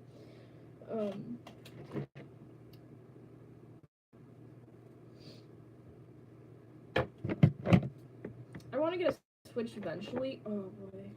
But, like, I just don't see any purpose in it right now when, like, I'll just have to rebuy all the games that I have. And it's like, I don't want to do that. Do you know how to deflect Guardian lasers? I do, but I still get dead.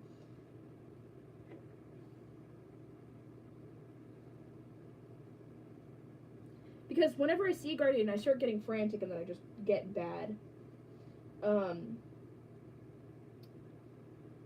Like, the turret ones, I can defeat because you just gotta sneak up on them and then just bap them a couple times. The helicopter ones are the ones that scare me. I probably will eventually, actually, probably when I finish this commission, this fursuit head that I'm working on, this dude, I'm probably going to, I'll probably get bored with Skyward Sword, but I'll probably start playing Breath of the Wild again, and I'll probably try and take that route just to see if I can, and I'll probably die so many times.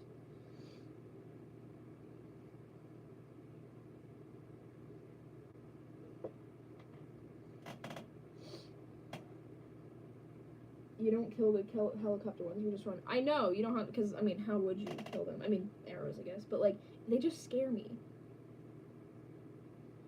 Stream Breath of the Wild. I would if I knew how. The only way I could, because people said that on my last stream, which I deleted because I didn't want it up, but,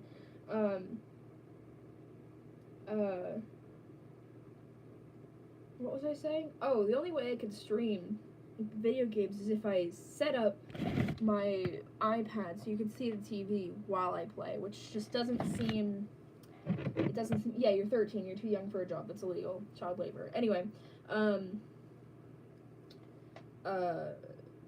but if I did that, it just didn't seem ideal. You know, just watching a screen. You're 12 and you're working, well, that's illegal.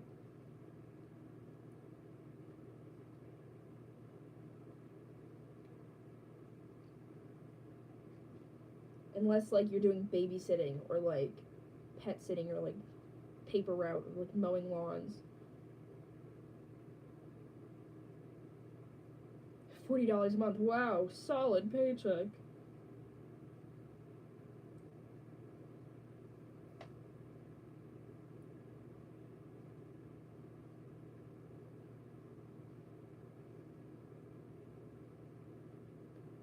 I guess to a 12-year-old, $40 a month probably seems like a lot of money.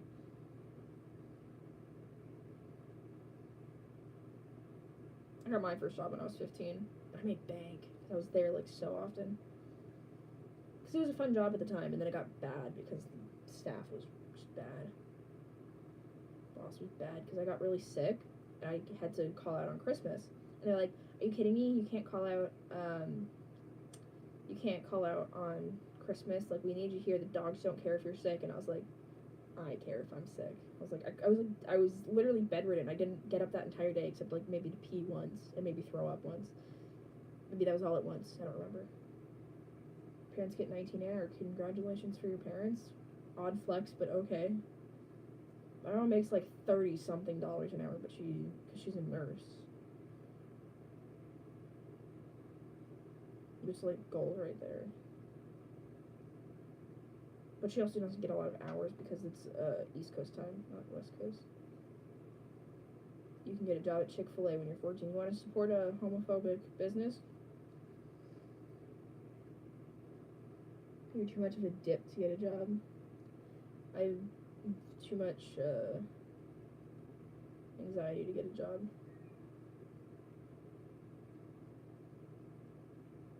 I mean, technically fursuit making is my job, I guess. I really want to become a full-time fursuit maker, but no one buys my stuff.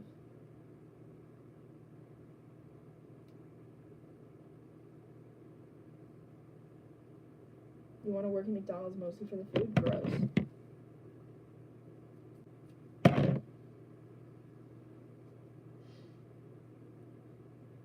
I've had friends that work at McDonald's saying they drop fries on the floor, put them back in a container, and back in the warmer. Yucky.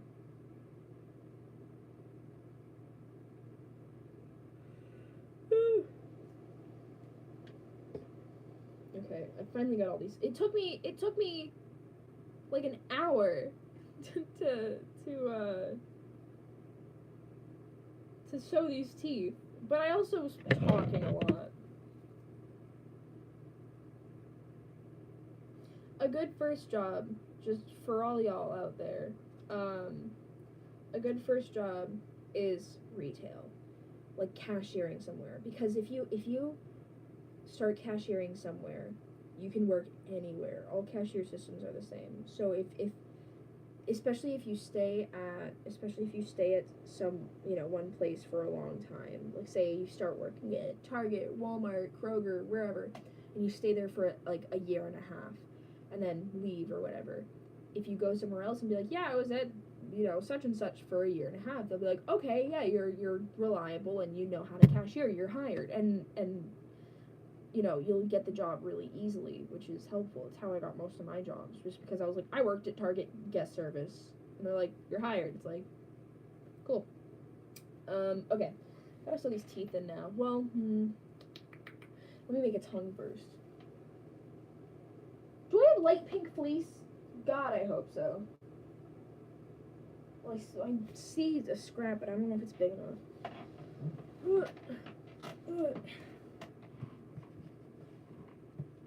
Nope, not big enough.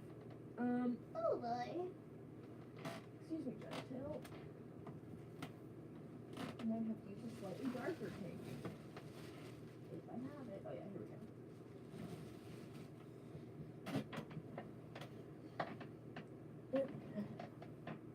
Physical interactions kill me. Congratulations. Or you could be a bagger for a grocery store. Yeah, I mean, whatever. Just work. If you work retail, it can get you a job anywhere. Because if you worked retail, then you can work food service. But you can't, if you've worked food service, I mean, you can work retail, but it's not the same,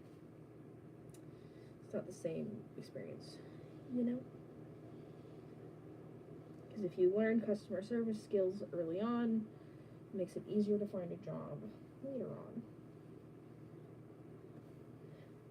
In most places, you have to be 15 to get a job, because you have to be 15 to get a working permit. Because that's the thing, once you turn a certain age, it's not like, okay, time to get a job, you gotta get a permit from your school. And you have to have good enough grades to get a working permit. So if you have anything usually under a C, you can't, doesn't matter how old you look, because they'll look at your ID and your social security or your birth certificate, so you can't fake that. But does anyone know who Bubbling is? Yes, this is the internet. But once you turn a certain age, it's not just, okay, time to go get a job. You have to get a working permit. You have to have certain grades to get that permit. And then it depends on the job. A lot of places will hire people in school. But there's a lot of places that only hire 16 plus, 17 plus, 18 plus. So you have to be careful of that. Like if a place serves alcohol, chances are they won't hire a minor.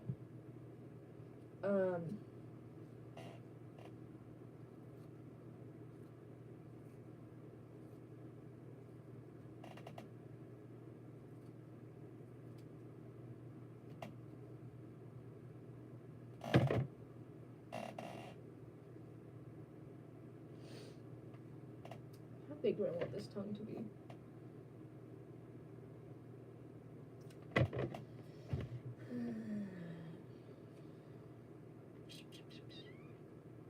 I need to make a pattern for this. Fun fact, if you're a fursuit maker, use paper towels for patterns, because they're easy to use for patterns. Like, I put, like, when I duct tape things, I take my duct tape patterns and stick them onto a paper towel.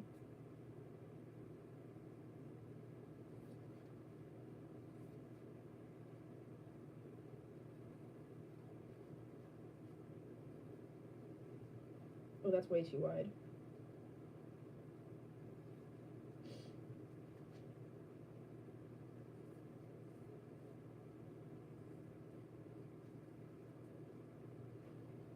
Is that better? Yeah. Is that good length? Oh yeah, it's perfect length. Okay.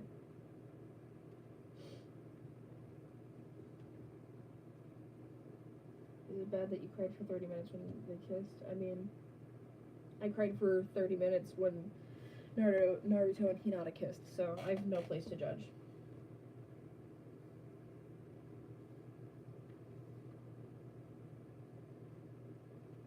I didn't cry for 30 minutes, but I cried. I cried at the wedding scene too, which, like, was barely shown, but it, oh my god, it hurt me so much and hurting me.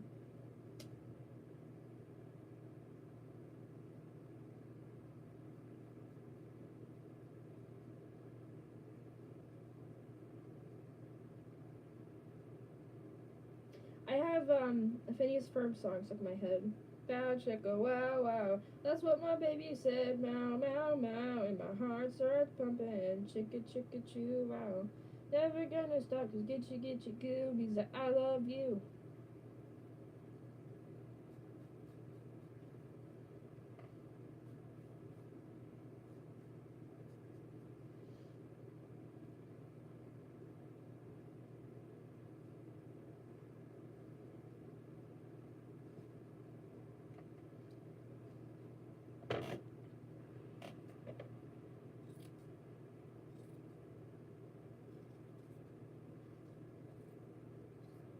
Oh boy, that was almost bad.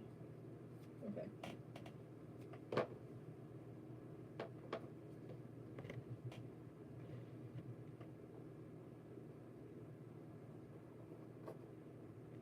Because I'm out of desk space, I'm using The Amazing Book Is Not on Fire as a flat surface. Female venom kisses man. What? What?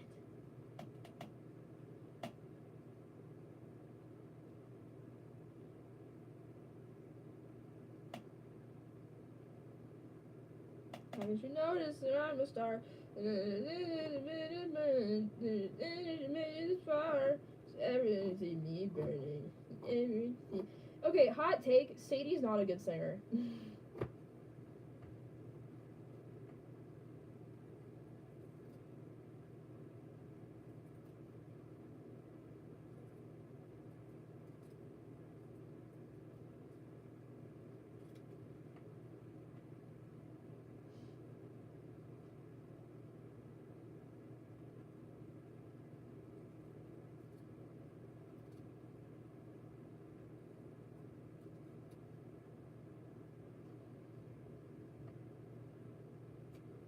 It's so weird to me when I see these children saying stuff like, I don't know, just,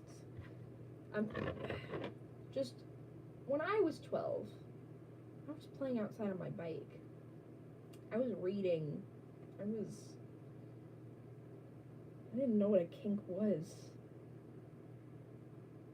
I don't even think I knew what a penis looked like.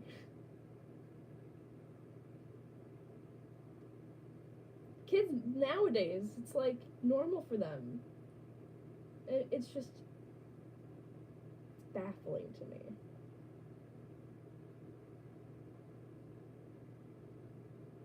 Like, I liked One Direction when I was 12.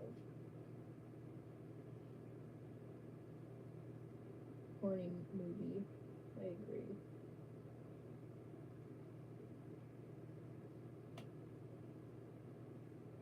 Us adults, SMH. I swear to God, I'm literally that, you know, old man sitting on his porch being like, oh, kids these days. Back in my day, the internet is to blame. I mean, I guess so. I had the internet growing up, but, like, I had restricted internet growing up. Meaning, like, I mean, the internet definitely wasn't what it is today. Like, YouTube was Smosh and how to, like, what's his name? Ryan Higa, How to Be Ninja. That's what YouTube was back then, for me at least. So funny. I lived in the age of if we had a school project that wasn't done on a poster board, it was either put on a floppy disk or a CD. We didn't have USB drives until 3rd grade. I had Flash games and Smosh. Oh yeah, I'd play Flash dress-up games on DeviantArt all the time. The kids on the bus legit watch porn every day, and it's really gross. I remember that happened once when I was in 6th grade, so it's not like I was really young. Well, I guess I'm talking about that age, yeah. I was 12, or I was 12 in 6th grade, because I'm a year older. And I remember it was the morning bus, so it was like 6 a.m. And I always sat, like, front to, like, middle of the bus in the morning. In the evening, I'd always sit in the back. In the afternoon. But in the morning, I'd always sit in the front so I could just get off really quickly. I remember I was sitting with my friend on the bus, and this kid who was on before us, he was sitting, like, we were sitting here, and then there's a bus seat here, and then one in front of us, and then he was sitting here, so we could see him. We could see on his phone, and he was watching porn, and me and my friend were like, are we seeing this right? And his hand was in his pants, and I was like, and then we're like screaming at each other, like, oh my god! It was just like, it was a lot, and I didn't really know. It was like, I knew what was going on, but I was like horrified, you know? Like, oh my god, what's this? Why am I seeing this right now? I am but an innocent child.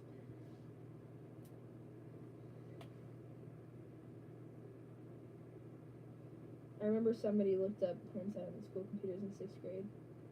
Oh yeah, people would put goatsies on the, like, they would set the background, like the desktop background as goatsies all the time. That's not a word that's used enough anymore, because I feel like these days goatsy doesn't exist, which is crazy. Back in the day, you know, everything that, you know, I feel like is very normalized on the internet now is goatsies.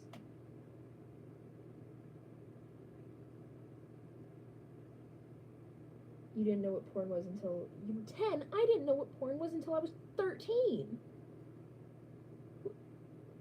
That's what I'm talking about. Kids are finding out about this stuff too young, and it's bad. Like, Cybercat, like, someone, like, she was saying, like, you know, if you're a minor, you can't look at that stuff, it's illegal, and people are like, that's part of discovery as a child, blah, blah, blah. And it's like, well, yes, it might be part of it, but it's illegal to look at it. You didn't know what it was until 15. I didn't look at it until I was 15. Because I just didn't get it. It was like it just, I don't know.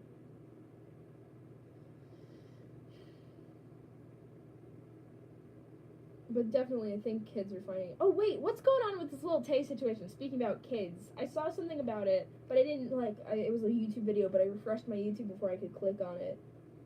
Like, what's going on with Lil Tay right now? Because apparently she was, like, arrested or something.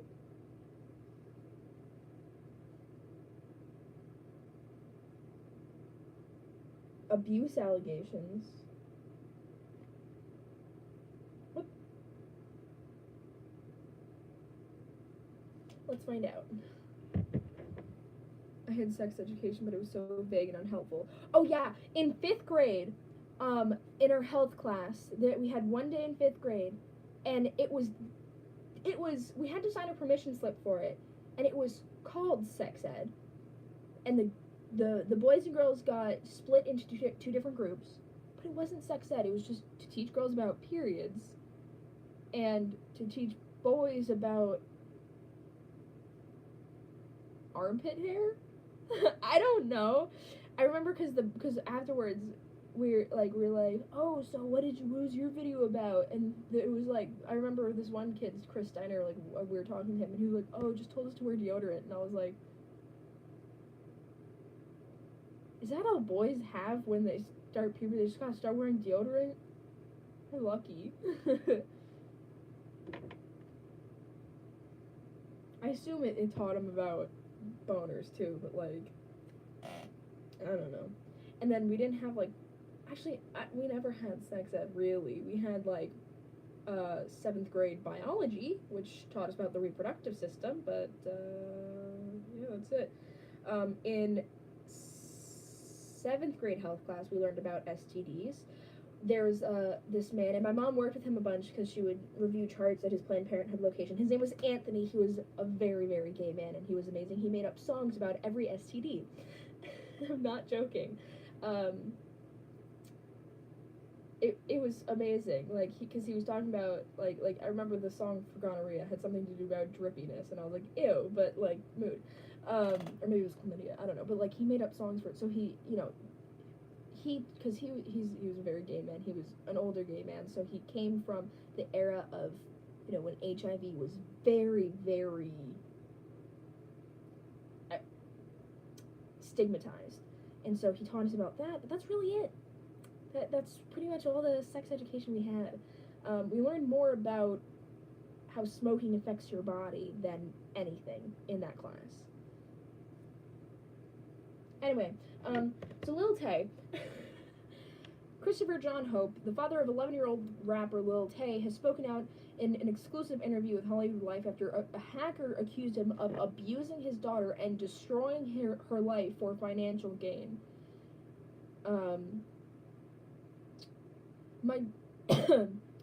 My daughter is hurting and she's angry. I regret that I was unable to stop all the negative things from happening to her, Chris, a lawyer in Vancouver, told HL in an email exchange. I am heartbroken about what has happened, not only to her but also to my family members due to past events and due to the lies and harassment that were posted on Instagram. I don't know if the person or people controlling the Instagram did things that are crimes in Canada and in California, and we can all see what happens with that. Lil Tay, whose real name is Claire Hope, was court-ordered to live with her father in June of 2018 after months of flexing videos and wild behavior. When my daughter's social media began to go viral this year, I disagreed with most of the social media activity. I took legal steps to stop things with which I felt were dangerous to her physical and mental health and to her future, Chris explained. I do not think a 10-year-old girl should be put in those situations and made to drop out of school so that she can make money for other people. It's actually against Instagram's terms of service to have an Instagram at that young of an age. You have to be 13. When Tay's flexing videos of her holding wads of cash and sitting in expensive cars went viral, her mother, Angela Tien, was reportedly fired from her real estate firm after it was revealed she was involved in making those clips. Everyone else involved in the situation is motivated by money and the possibility of making money off my daughter. I am not fighting about money. I am fighting for my daughter, for her happiness, and for her future. My daughter wants to pursue acting and singing, and I support her 100% in following her dreams. I think she was given bad advice about many things earlier this year, and she was steered in the wrong direction by various people, he continued. We heard exclusively that Lil Tay will return to the spotlight soon with a rebranded image that is approved by her father, who removed her from the downward spiral she's headed towards earlier this year after she was deemed an instabrat and a fake ghetto toddler. She has been in the studio working on new music, and we hear that some new tracks will be released at the end of the year. I hope my daughter is I hope my daughter is able to follow a path that will make her happy and keep her safe and allow her to grow into the amazing person I know she is, Chris concluded. Interesting.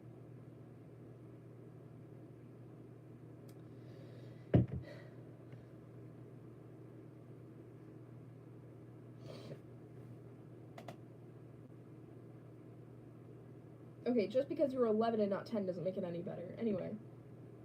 Bug would be a good news anchor. No, I wouldn't. I can't read. Can someone give me the backstory on pink flowers because I stopped watching TV a long time ago?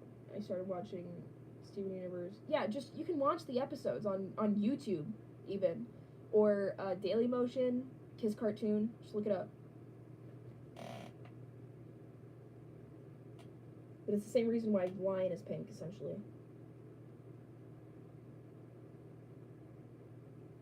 We're not here just because I watch Steven Universe doesn't mean I'm your Steven Universe. Oh, my hip. Ugh, Informer.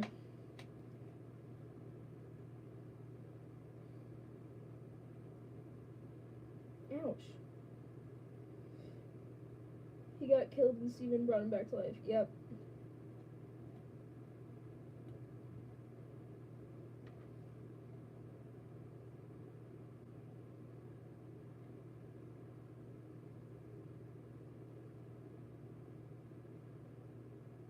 I'm really angry with Steven Universe right now because all we got at Comic-Con was White Diamond and a movie, but no dates for the movie and no dates for when it's coming back, which sucks.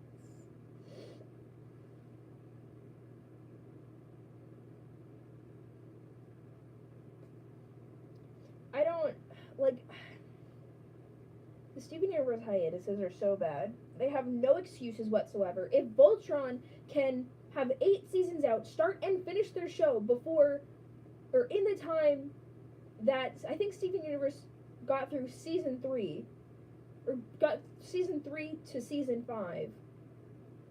Voltron got out 8 seasons. Steven Universe has no excuse. Voltron's storytelling is better and their animation is better. There's no excuses for Steven Universe. The problem with Steven Universe is that they don't have a story. Rebecca Sugar has an idea. She sets outlines for each episode, gives it to the storyboarders, then the storyboarders have to write the episode. Which means there's a lot of fighting and a lot of randomness. Fun fact about, for anyone who likes bubbling, I know we talked about it already, but the bubbling kiss was never supposed to happen. A storyboarder threw it in at the last minute. And it didn't get approved by Cartoon Network, but it was already too late, and they were afraid that if they pulled it, the internet would be upset. And so they just left it. Fun fact.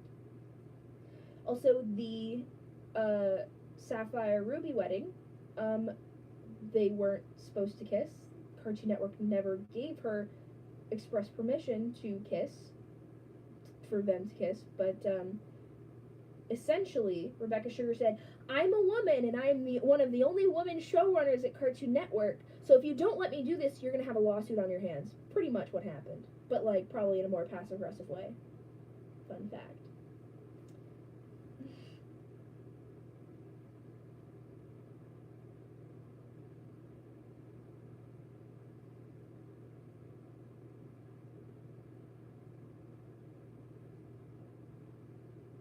What's with the smiley face with like 7 double chins? That's how I see that when people type that emoticon.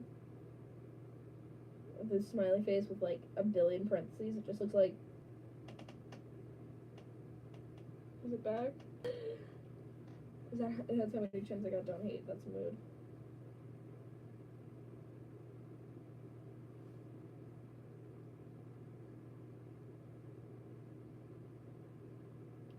Actually, for a fat person, I don't have much of a double chin. It's all here. That's why I have no jawline. Actually, for a fat person, my body's shaped so weirdly because from, like, here up, I don't look the same weight as here down. Which is annoying. People say I catfished them before. Because, like, you like chubby people too much. Didn't you say you were 11? Ew. But, like, cause, like, I don't have, like, a lot of, like any neck fat, or, like, cause my collarbones stick out, and, like, my ribs stick out, but okay, from, like, my waist up, not including my upper arms, because my upper arms are big, but, like, from my waist up, I look, like, 160 pounds, but from my waist down, I look 260 pounds. I'm neither of those weights, but, like, it's Like, I look like Squidward when he ate too many Krabby Patties. So I carry all my weight in my legs. But I also have a Hank Hill butt. Get this child out of the chat. Yeah. If you are a child, you should not be having kinks or fetishes or anything like that. That is not okay at all. You should not have any, you know, you might have your urges if you're going through puberty, but you should not have any express desire like that at that young of an age. It's inappropriate, and you should probably see a therapist.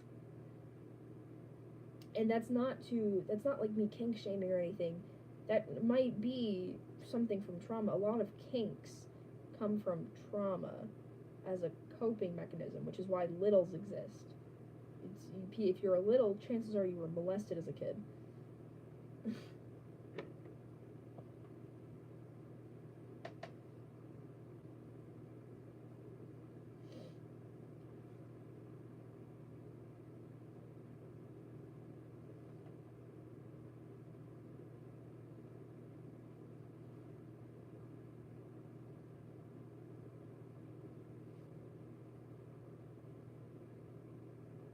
Bug, wrong person, wrong age. Are you sure about that?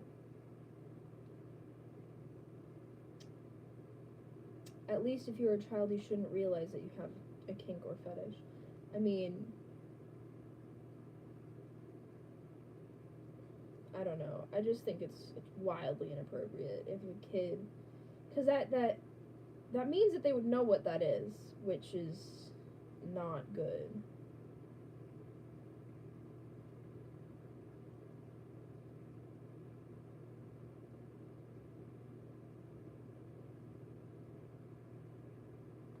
I had a friend who I met when he was 12, and then he turned 13 because his birthday. Well, yeah, we became really good friends when he was 13, and he was talking about his kinks, and I remember I was like, when I was 13, I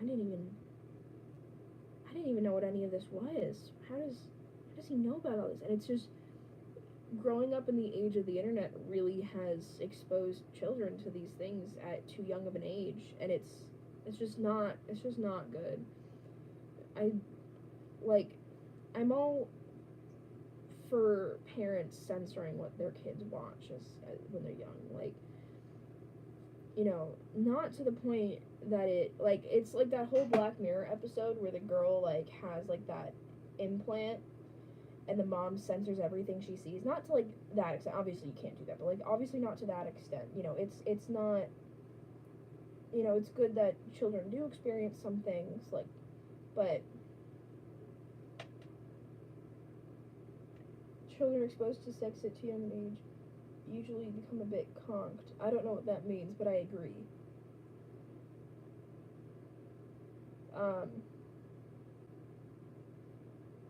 But like, I don't know. I think it's just because I didn't grow up with, you know, the internet, really. Like, I did, but I grew up with early internet. Like,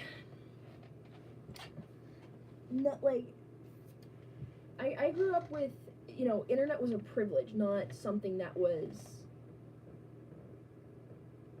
you know, always accessible. I didn't have, you know, always accessible internet until 7th grade, meaning, like, a smartphone. Like, I couldn't just Google anything I wanted. I couldn't do that. We always had, like safe mode on Google and all that, so you couldn't just look stuff up. It was always, like, I had set computer time, stuff like that. It was, you know, when I was really young, we had dial-up, so it wasn't like I just could be like, I'm gonna go play on the computer, or if I was just like, oh, I'm just gonna go play on the computer, it was, like, playing with MS Paint or pinball. Like, that's what I would do on the computer. And then when I got older and websites started happening, like, I don't think I had, like, you know, I don't think I played, like, on websites until, like, 2nd or 3rd grade, and it was always, like, Webkins, Pop Tropica, I actually never got into Club Penguin until later on, but I would play on like the Nick Jr. website.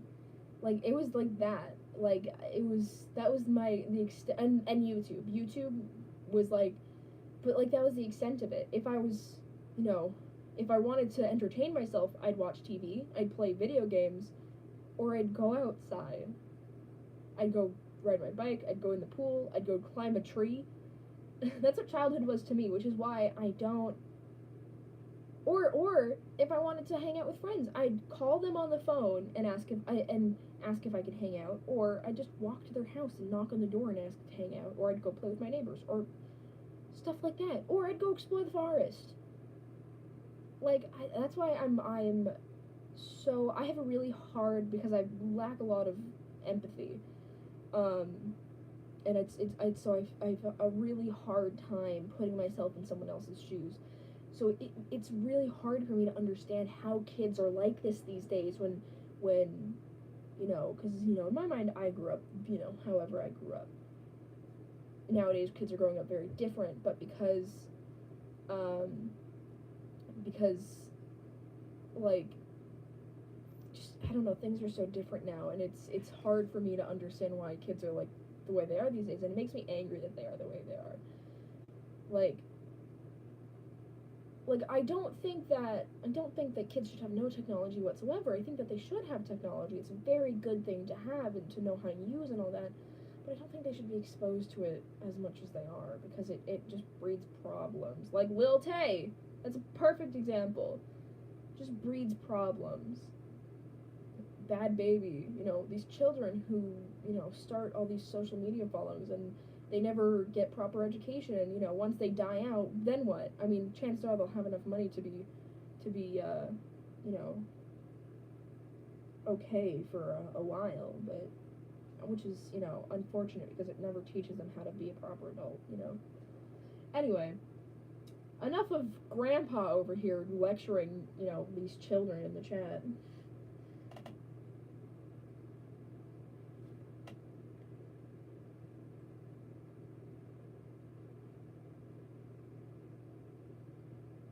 Someone say something else so I can get distracted and go on a different rant. It's not about kids these days. It was Donald Trump who did this. No, it wasn't. Because this was happening before he was even elected, so it wasn't him.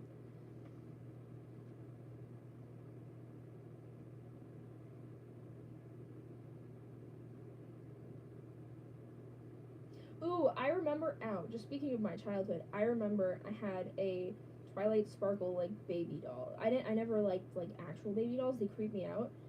But I had, like, a Twilight Sparkle one, and it was a baby pony, and I loved her so much. It was, I remember it being really cute. I would, like, brush her hair and give her a little bottle, and I like that. I remember, I don't think I ever really had Barbies. My sister did. I always had My Little Ponies. That's how I learned how to braid. I learned how to braid on a My Little Pony. But like, the previous generation of My Little Ponies, they didn't look like how they did now. They had like weird horse faces.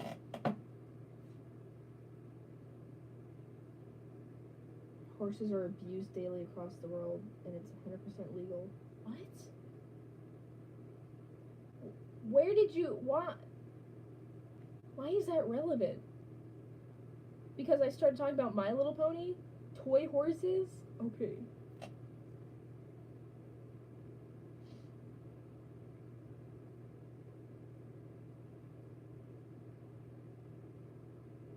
I never had Polly Pocket, but my friend had Polly Pocket, and I was so jealous of her.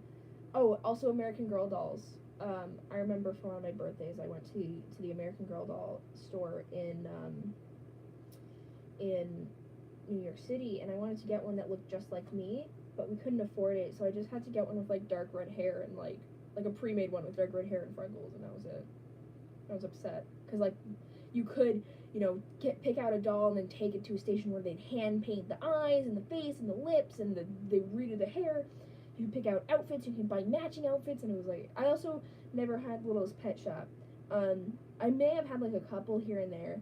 Oh, I had Bratz dolls. I remember I had Bratz dolls, not Barbies. My favorite was Sasha, which was the black one. And I had Bakugan. I really liked Bakugan. I remember, because my parents never really had enough money for, like, lots of toys, but my friend had so many of them, and we'd trade them, and, I remember she gave me a couple, because there was, like, a couple that she didn't like, but I wanted. Like, there was one that looked like a dragon, and, you know what, I really want to go buy Bakugan again. I don't think they exist anymore, but I wanna find them, because they're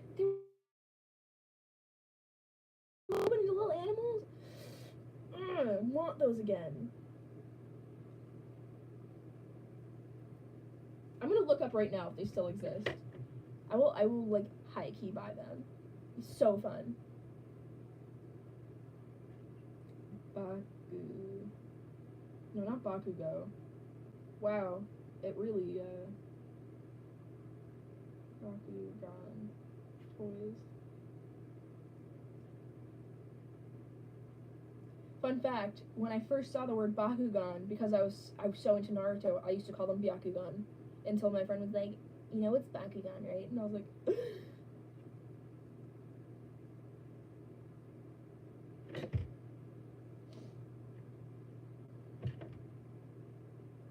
$39 for 3 of them.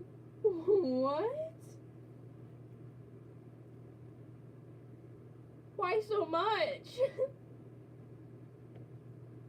$83. Why are they so expensive?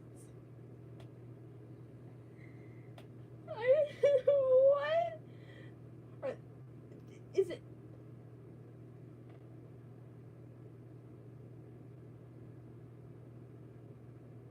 They're so expensive. Are they always this expensive? For a starter pack, it's $40. How many are in a starter pack though? Is it just 3?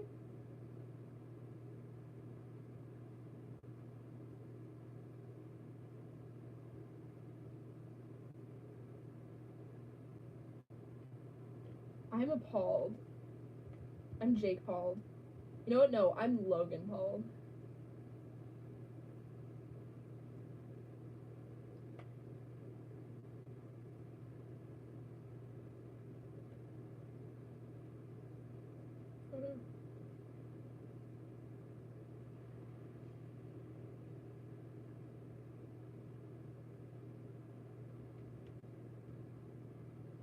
Why is my...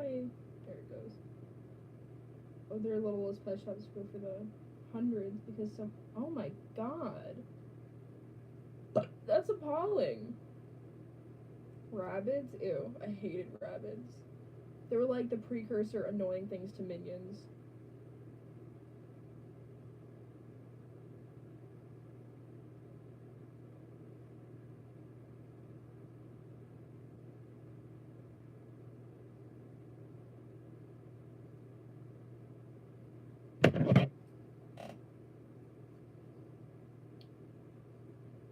It saved me so long to sew this tongue.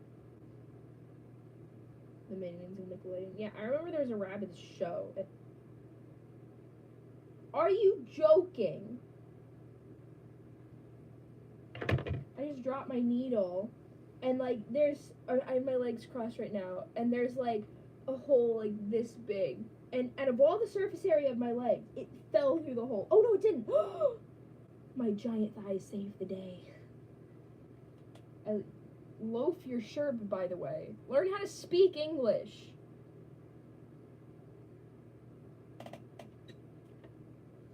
I like it too, except I wish it just wasn't oh, it's fur, okay. That really concerned for a second. I wish it just wasn't like her character model. Like they might as well have just put like her T posing on here. Which is why, you know what? They're so lazy at Hot Topic that they have their fans create shirts for them. Like other than this, all the Steven Universe shirts that you see are made by fans. Because this is just her character model. Like when animators make ref sheets, it's like this and then 2 other angles. Like I said, they just might as well have made her T posing on here.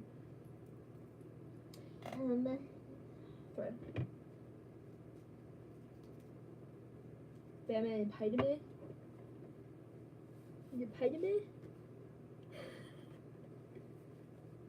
This is my favorite thing I own. This is a kids Spider-Man hat that I stole from Party City. It's a good look, huh? I use this as a prop in a lot of my TikToks. I think it's like the perfect prop.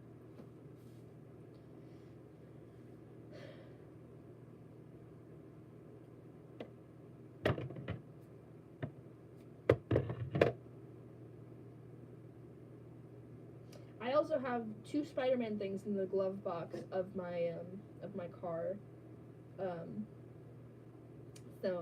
There's like one that's just like a squeezy, it's a squishy Spider-Man head, and then the other one's a full Spider-Man squishy boy. And I don't want to throw them out because it's so many memories. Unless they got thrown out the last time my dad cleaned my car, then I would be really upset. But you know.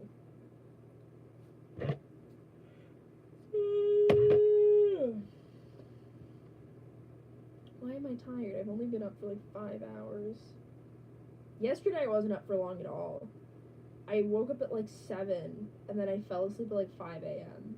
which is like crazy.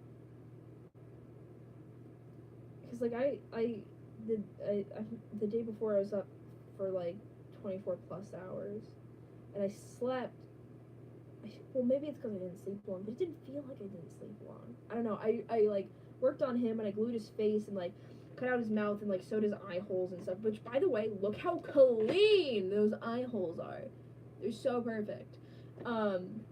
His face looks really good too. Because whenever I just lay it on, it didn't look good, and I was really concerned that like something had gone wrong somewhere. But he turned out really good. I love the shape of his face. And he fits with glasses. Oh boy, these are dirty. I'm supposed to wear these all the time, but I don't. These are still dirty. But he fits really well with glasses, which is really good. Hipster bug. Since when is being able to see being hipster?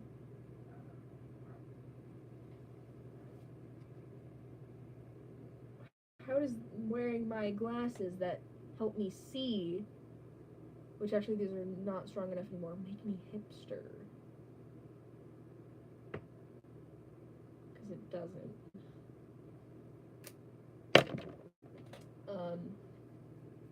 Tongue.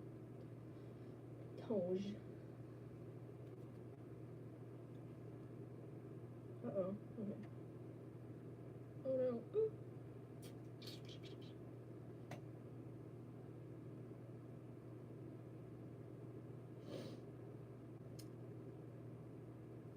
Let me bring up my chat again.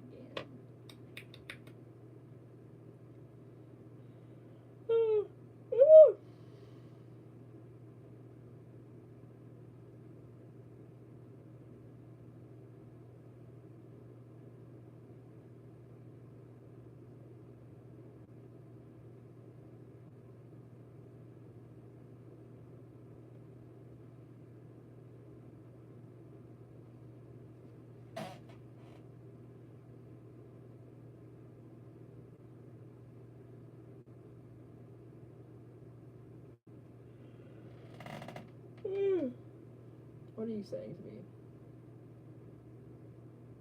I'm pretty sure you got this question quite a bit. No, quite a lot. Do you head commissions? If so, is there somewhere I can look up information? Yeah. Right now I need money, so I'd be willing to take a head commission, but I only take on designs that I like, because I don't want to make something that I don't like, you know?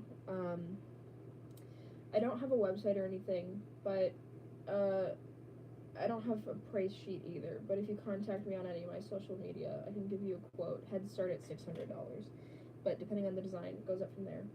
So, yeah.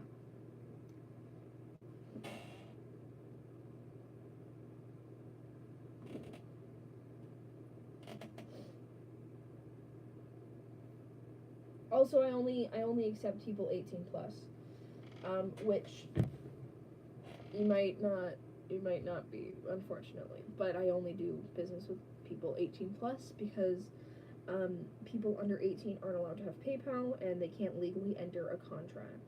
Which, when commissioning me, you legally enter a contract agreeing to my TOS.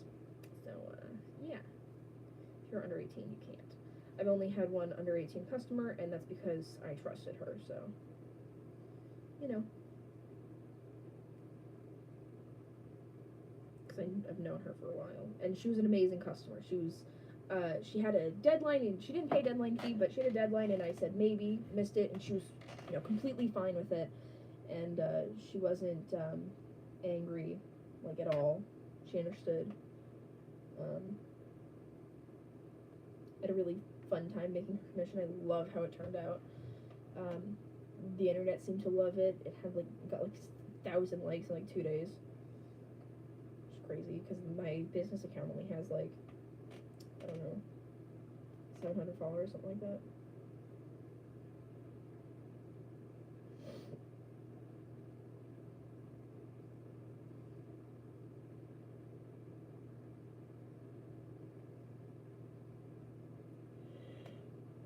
I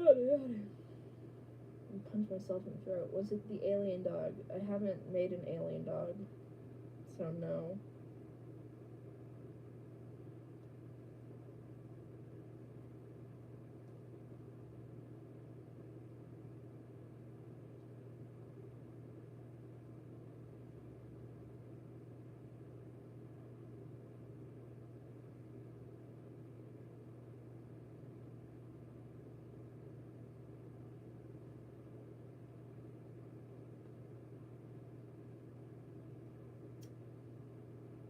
The one with the stars.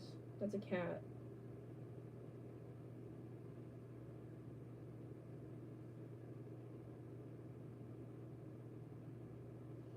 What's your favorite species to make? I don't know. Probably dragons. They're fun because they can be really any shape. I like making horns. Look at these. So fun. I've pretty much only made dogs, cats, and dragons because I've made an angel dragon and another dragon. I've made a hyena too, and I really liked making the nose on that one. That's probably my favorite. That's probably my favorite suit I've ever made. If that suit ever goes up for sale and I have the money, I'll buy it back. No joke.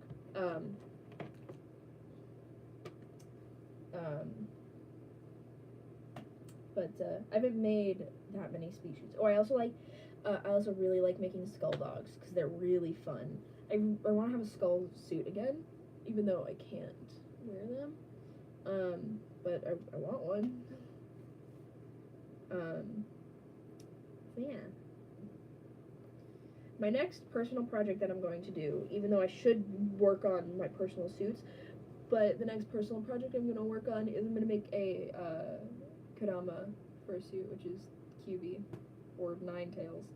And then I'm going to get a Naruto cosplay to wear with him, so I don't have to make a full suit. But I'm gonna make him feet paws, probably feet paws that go up to mid calf, and then I'm gonna make hand paws probably that go up to elbow length, and then a head, and then 9 tails, which is gonna be a pain, but I'm gonna do it. Which I'm really excited for. I'm really excited to do, and I'm going to make shinobi shoes for him as well, because I planned on doing that anyway, because my next full suit that's coming, it's going to have indoor paws, I believe. I think I requested indoor paws for him. I don't remember though. I gotta check in with my maker, but I was gonna make them anyway for him, so I was gonna do it for Kurama as well. You'd kill to see a 9 tails fursuit. They exist already. Lots of people have made them. I haven't decided yet if I'm going to make a foam base myself or if I'm going to get a resin base for him. I haven't decided because I kind of want glowing eyes for him, which I don't know how to do with buckram. What's your opinion on minors having fursuits? I have no problem with it. I was a minor that had fursuits. just as long as they don't scam their way into getting it. Yeah. I made most of my fursuits as a minor, but I also bought a fair few of them as a minor. I bought 2 fursuits as a minor, one of which was $1,000. So it's like, yeah, if you can, go ahead. If you can afford it, go ahead. If you make it, even better. I have no problem with it. I don't think a minor should have a full suit, because they'll grow out of it in like 10 seconds. Head, hands, tails, paws, feet, paws. Oh, I'm so stupid. Okay, I fixed it. I just put the thread through my pants. Yeah, that's my opinion. I don't think you should ask your parents for one either. Do you have advice for someone who's interested? No, I don't. Because I don't know how to make fursuits. I don't give advice. Just don't do what I do. Which is why I don't do tutorials. Although I do have a really good puffy paw tutorial up on my channel.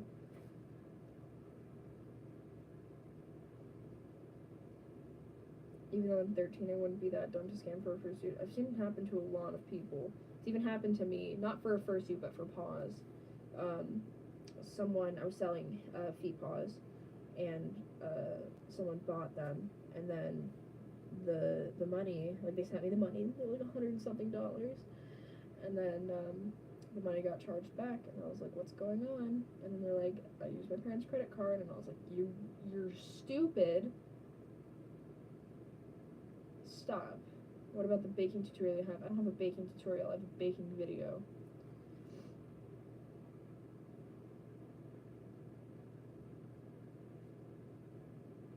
That's one of my favorite videos I've made, and it didn't get, like, any attention. It makes me sad. Baking with Amae, yep. It's not a baking tutorial, it's just a baking video.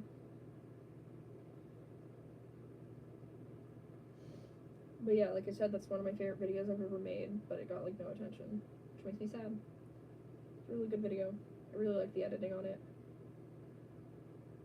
As much as I would love the idea of a fursuit, I would literally do anything with one.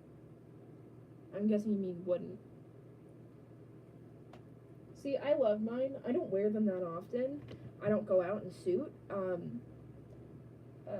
But it's just, you know, the manifestation of my character, you know, it's just nice to, you know, have your character in the flesh and to be able to hold and hug them and squish them so they look dumb.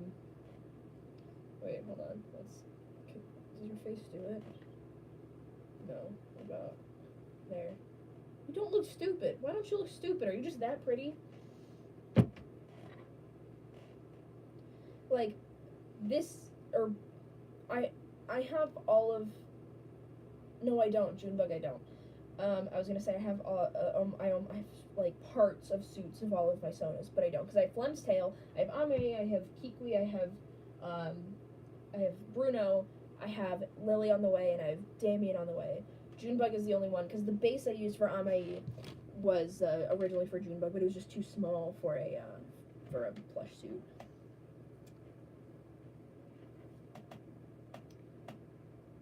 But Ame was originally supposed to be a pre-made.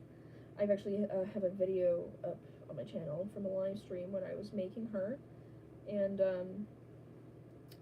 yeah, she was originally going to be a pre-made, but the reason I didn't sell her is, well, I fell in love with her, but also, I don't like how the shaving turned out on her face. It's very uneven and just not good, and I didn't want to sell a product that isn't up to my standard of quality, so I kept her. But also, she fits very strangely. What I paid for this head base is not worth what I paid for it, essentially. Like, the maker's work is incredible. I love their work so much, but I don't think what I paid for this is what it was worth, unfortunately. That's okay, though, because I got an amazing product out of it. I love her so much. But yeah. I need to get a bigger stud for her tongue. I'm thinking of getting one of those like earrings that has like those like silicone like spiky balls on it. I want to get one of those. that like everyone wore in like 2006. I actually had those too. Now I just have this. Ooh, God, I need to stretch up. Did you see that? The O-ring is inside my ear. You can probably see through my ear hole. Let's see. Can you see through it? Yeah, you can. I need to size up though. It's like, it's not good when the O-ring goes inside your ear hole. But I get money on Friday, so I'll probably buy a couple new tapers.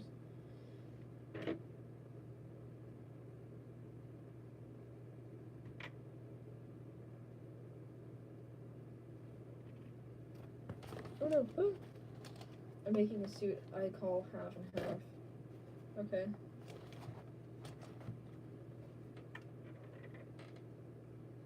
Well, that O-ring was probably going inside my ear because it's an 8G O-ring. I lost my other O-ring when I was trying on, what's her face?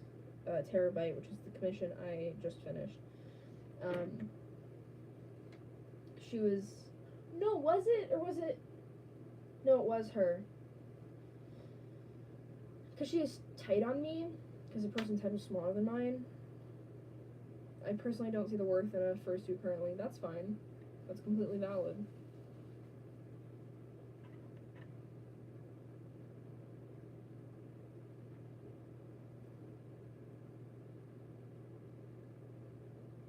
God, you take it out for 1 second and then suddenly your hole closes up. That sounds disgusting. Hello? Why isn't it going in? There we go.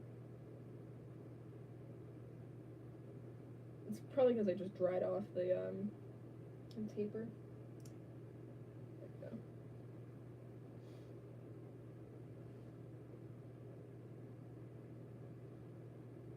Always stretch safely, kids.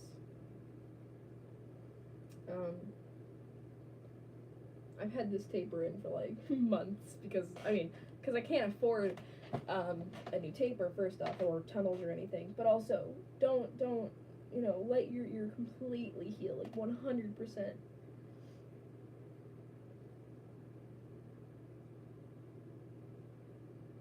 Like I always wait like months, like 2 to 3, maybe 4 months in between each stretch. I remember I stretched this right after I quit my job. I like how new furs are like, I need a fursuit now. That was me. But I also had money. It's not like I made it myself. It was like I made my character and I was like, I need her now. And then I bought a skull blank and then I made her. So it's like, it's not like it was, crazy.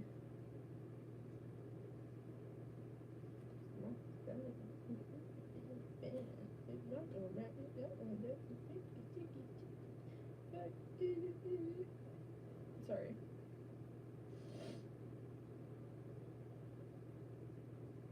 Uh-oh. Oh boy. Okay, we're just gonna leave that. Sure, why not?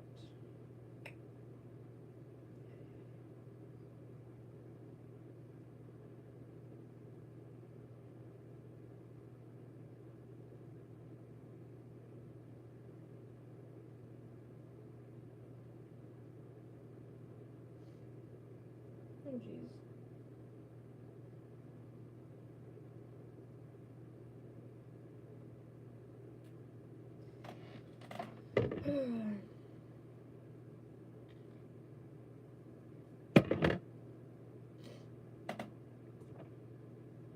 Okay. What are people saying? Sorry, I haven't looked at the chat.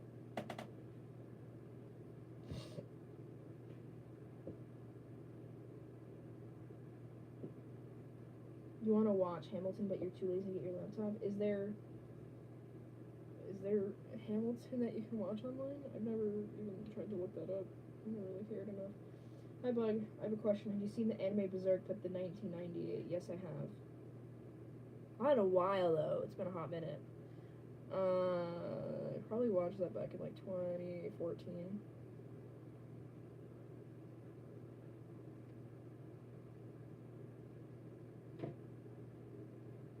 Ah! There's a bug on my leg. Get off. That's what sucks about it being winter in California. It's just cold enough that the bugs seek refuge in your household, and it's like, okay, well, I didn't ask for you here. I've been in the fandom for a few years now, but I've been too lazy to actually design a persona. Start drawing it, get halfway through, and either quit or forget about it, or both. That's a mood. I designed my persona like in one night, and I was like, I want her to be a skull dog. And originally, she was a boy with a big mohawk and antlers and big old monster paws. The next day, I redesigned her, and she was a simple black skull dog with a red mohawk. And then, because I didn't have enough black fur, she turned into a white and black skull dog with a red mohawk. Fun fact. Tone has been acquired, except I'm going to put a line down the center. Because, hey, just wanted to ask how you're doing to see if you're okay. I guess so.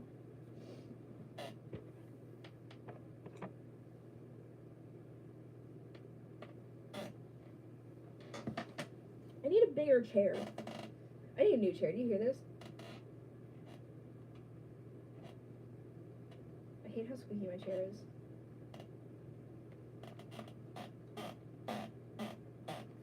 Oh, it's like that one video with the stick bug.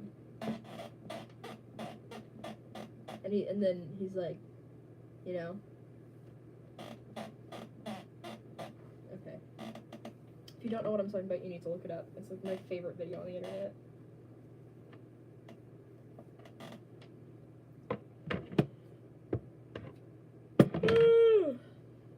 I don't know why I'm so tired, and it's really annoying, and I hope I make y'all yawn.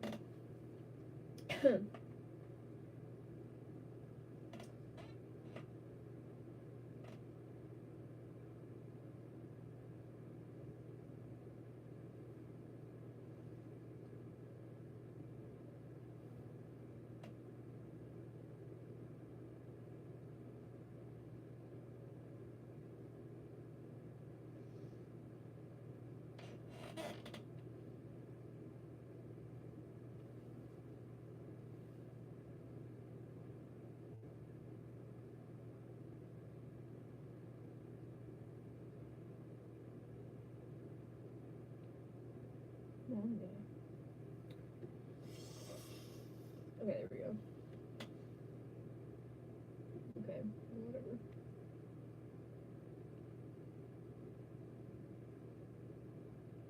Someone just commented the same thing on 2 different posts of mine. Nande. Why? It doesn't. Okay.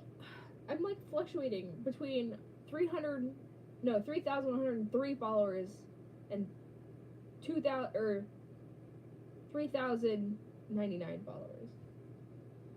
I keep fluctuating, and it's annoying. Ooh, Yunbum would be a good one.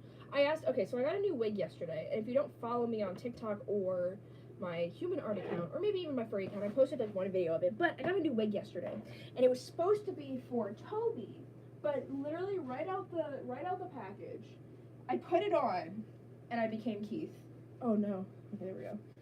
Like, not even joking, it's crazy how much this wig looks like Keith. I mean, it's more like beginning of the series Keith, because the hair's short, but, like, let's see.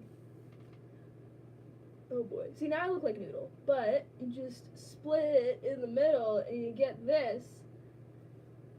Now you're Keith.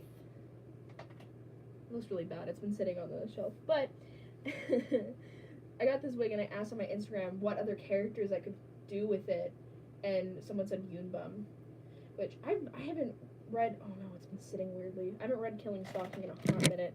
I should probably read it again, because I love the art of it. The concept of it, it's an interesting concept, because people are always like, oh, it's an abusive relationship, and it's like, well, yes, that might be true, but both of them are at fault. One's a stalker, one's a murderer. But I just really like the art in it. Plus, I've never seen it uncensored, because I started reading it on Lezen Comics, and then I started having to pay for it, which I didn't, and I just kind of stopped. Bug's wig was snatched. I actually have 3 wigs that are snatched. Actually, I'm really upset, because I had a rose quartz wig that just didn't work out, so I cut it so I can make it short, and when I cut the bangs, they got all stupid and weird, so it looks dumb now. But, fun fact, black is my favorite hair color to have. Out of all the colors that I've ever had, the only one I've done more than twice is black. The first time I dyed it black, I just wanted black hair, just to see what it would look like. The second time I dyed it black, it's because I really liked Murdoch, and I had a bowl cut, and I was like, I look like Murdoch. Oh, I could do Murdoch with that wig, huh? Yeah, I could. I'm gonna paint myself green. And then the last time, it was just because I couldn't have colored hair anymore, and because of my job, I wanted to color it, so I did bluish purple black. So it looked like navy blue almost, like a navy purple blue. I don't know, but yeah, I've done it 3 times. The only other color that I've done that as many times is a color called sharp blue. It's like a grayish blue, and it's my favorite like color to have. That's not like, because black's like technically a color, but you know. I never do natural. Ow, rude. I just pushed into more. Oh, there it goes. But I never do natural black. I always do bluish black because it looks better. Because I'm so pale. And surprisingly enough, even though I have ginger eyebrows, it doesn't look bad. I guess that's why Phil always has his hair black, because he's naturally ginger.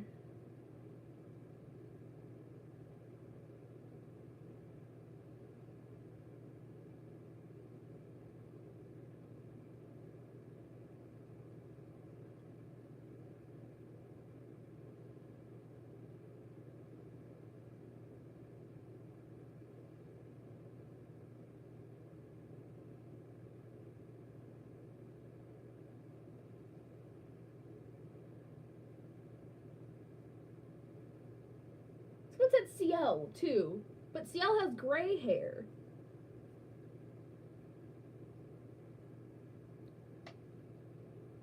Right?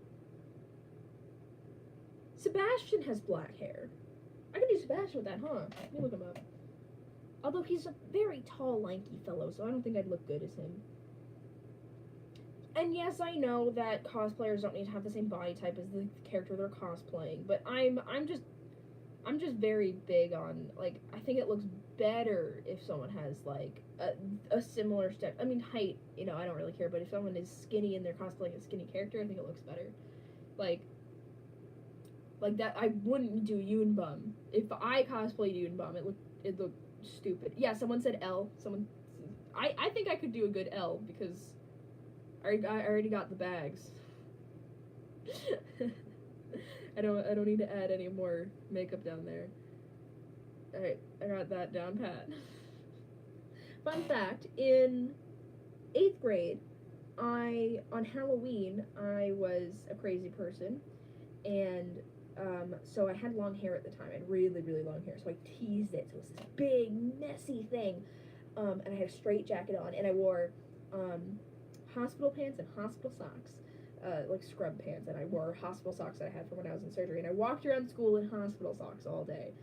I had shoes in my bag because it was raining that day, but I put makeup under my eyes, and 2 teachers asked if I was okay, and I was like, yeah, no, it's just makeup. They're like, oh, it looked real, and I was like, oh, good to know.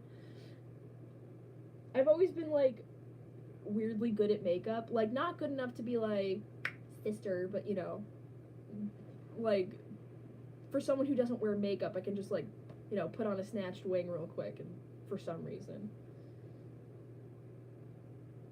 just always has been like that. I don't know why. So cosplay, like for me, I don't like to cake on makeup for cosplay because I always end up sweating a bunch anyway, so it's like I'm just gonna sweat it off. Are you planning on commissioning a suit for Junebug or make one? I want to commission a head of her and then make the body. She's still going to be a plush suit, and I want to make the body so, you know, I can make it fit to me really well, you know? Because that was the problem with her last suit, is it was just too small for me, even though it was made off my duct tape dummy, and it wasn't small in the sense of me being fat, it was small in the sense of it was too short for me. But it's like I didn't grow. Sending my duct tape dummy to the maker because I was 17 when I sent the duct tape dummy to the maker, and I got the suit when I was 18. So it's not like, you know, I don't know. It's just, I don't know. I'm actually really happy that I sold her because I'm so much happier with her current design. It's like I connect with it so much more. And so your bank account won't get killed. Yeah, that's true. I'll have to buy like, actually at Walmart near me, or at just Walmart in general, at least in my town, the 10-pound or 25-pound, no, 10-pound, I don't know, the giant boxes of polyfill are only $20. So it's like, heck yeah. So I could just buy like 2 of those and fill her up. Actually, probably one of them might do it. I don't know. But I plan on doing pillows instead of a bag inside and then stuffing. Actually, it might not work. Never mind, I'm probably gonna have to do a bag with stuffing, which is annoying, but so it was just so much harder to clean. But also for her feet, I'm gonna put structure in her feet because her feet were just fabric, so there was no structure. I'm gonna put a piece of foam in there, and like a piece of EVA foam. So, you know, when I walk around, it's not just me basically walking barefoot on the floor.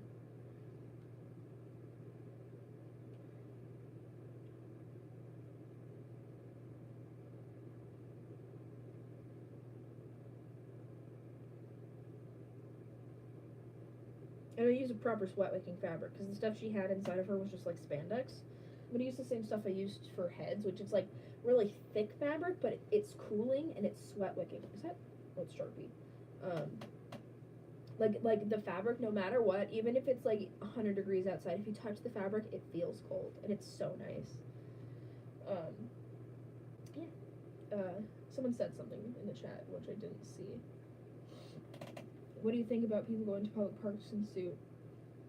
It's fine. I used to do it all the time. I used to go suiting out in public all the time. Me and my friend used to go to this like public outdoor mall because we wouldn't get in trouble unless we went into the stores because it's a public outdoor space. It was really fun. I liked doing it. I miss it. I miss it a lot. I miss going suiting a lot. I've gone to the beach in my suit to take pictures. I really want to do that again, except my dad seemed really fed up with me because I wanted to take a bunch of pictures, and he'd go, okay, you got a couple pictures, and done. I'm like, no, I need more.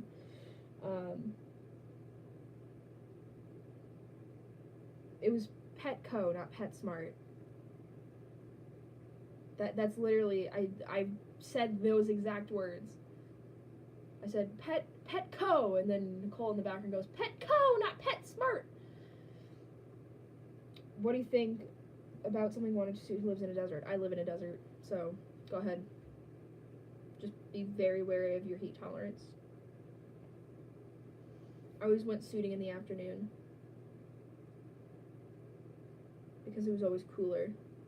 You know, you never want to go suiting, midday in the summer, which is why Califer sucks because it's in Southern California during the month of June, where it's so hot, and the main hotel and the convention center are 2 separate buildings, so you have to walk, a couple yards, like 20 yards, no, more than that. You have to walk from the main hotel to the convention center in full suit, or, whatever, any amount of suit. It's hot and gross, I hate it.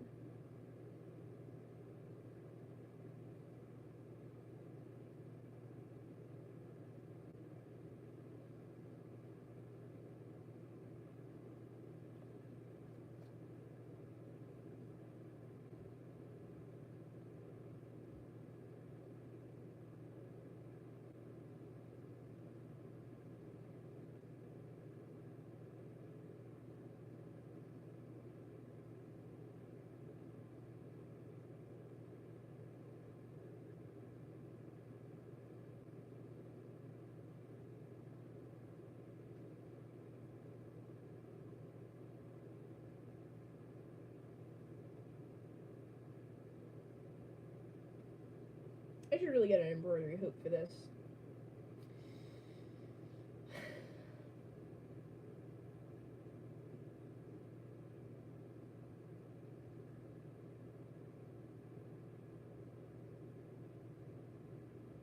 This would be really easy with a sewing machine. It's a real big pain in the butt with hand stitching it, but I've like perfected the technique. I'm putting the line down the center of the tongue. Would you say making a fursuit with 2 different color eyes is easier than making one with the same colored eyes? No. It doesn't change the difficulty of it. Just as long as you have the pupils going in the same direction, you're fine. On my E, fun fact, your eyes are slightly uneven and it makes me really angry. Can you see it? Like one eye, you can see the center seam here, one eye is closer to the center seam than the other. So it gives her a kind of a skew look. Plus her eyes look up slightly. So it looks like she's looking like, say if she was looking in the camera, instead of looking at herself, she's looking at me. But it works because when I tip her head down, it looks good.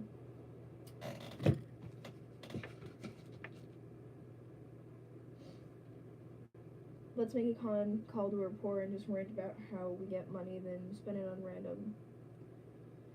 Get poor again. I mean, that's the story of my life. I don't know where to get mesh for the eyes for my fursuit. I use 2 different kinds of mesh. If I can find either of them, that'd be oh, here's my roll of mesh. I use mainly this stuff, which is for, I don't know, embroidery or something. It's really easy to see through, and the holes don't get clogged at all. Like, this is what I use for her eyes. The only downside to it is, you know, you can see the holes in it, like, if you're up close. I don't really care about that. The other stuff I use is, I've gotta have a piece of it somewhere. Is this it? No, but this is an option. This stuff, which you can get at Hobby Lobby, it's got little holes in it. I don't like it because the paint comes off really easily if you don't seal it properly. I don't want to open that Pandora's box. Oh, right, it's right here. And then the last option is this stuff, which is plastic Ida. It's a mesh canvas, so it's plastic, so it's really nice, and the holes don't get clogged easily. My only problem with it is if you seal it with something thicker than paint, the holes clog easily. That's what. Come here. That's a, oh god, trash. That's what Bruno's eyes are made out of. They're made of the plastic stuff, but because they're sealed with kind of like a Mod Podge stuff that has sparkles in it, all of his holes are clogged and it's hard to see out of him, unfortunately. But yeah, that's what I use for eyes. I don't have a preference of what to use when. Although ever since making Bruno's eyes and how you can't see out of them, I've been using the bigger hole mesh, this stuff.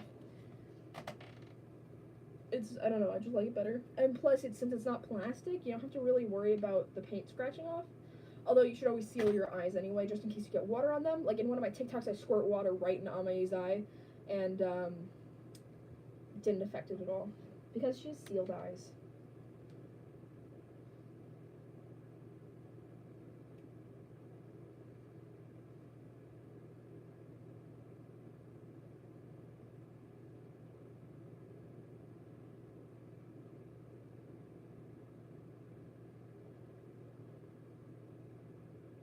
The only time I don't seal eyes is when I use glow-in-the-dark paint, because somehow, whenever I seal eyes with what I usually seal with, it doesn't make them glow-in-the-dark anymore, or at least good glow-in-the-dark. What are people saying? Hold on.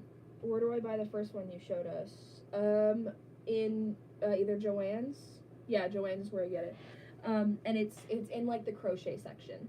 It's usually in like a plastic packaging with, I might have the tag for it somewhere. No, I don't. But it has a tag.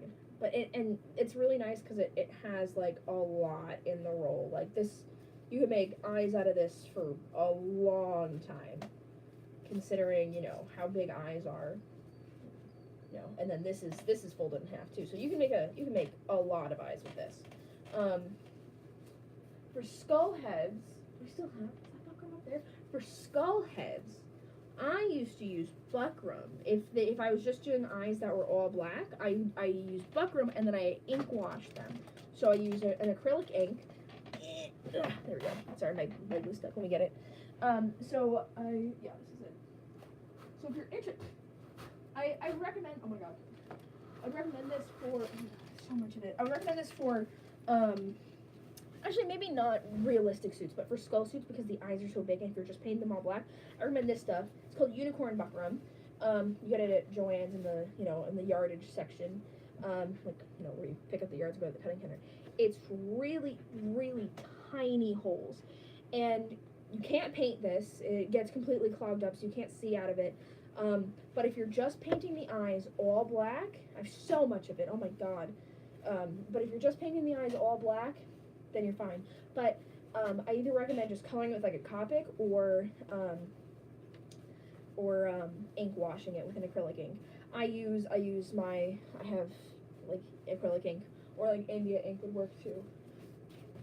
Oh, that worked. Okay, where do I? Oh, sorry, I already read that.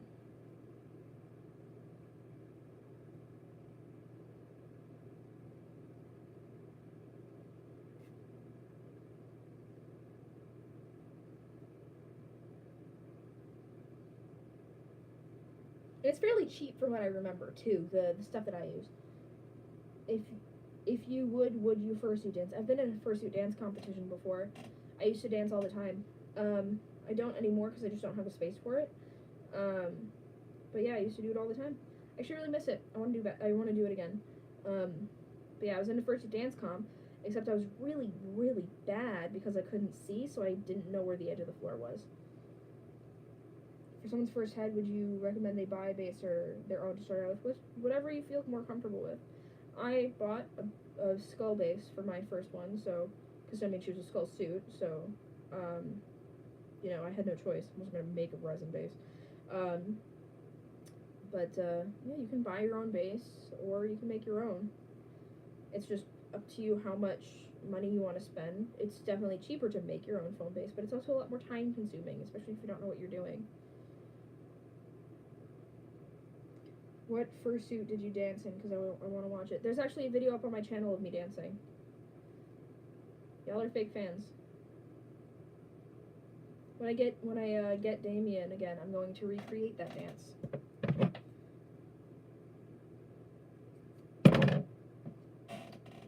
Tonge.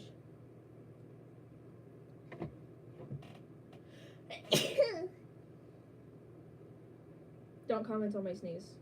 Someone always says it's cute, but it's not.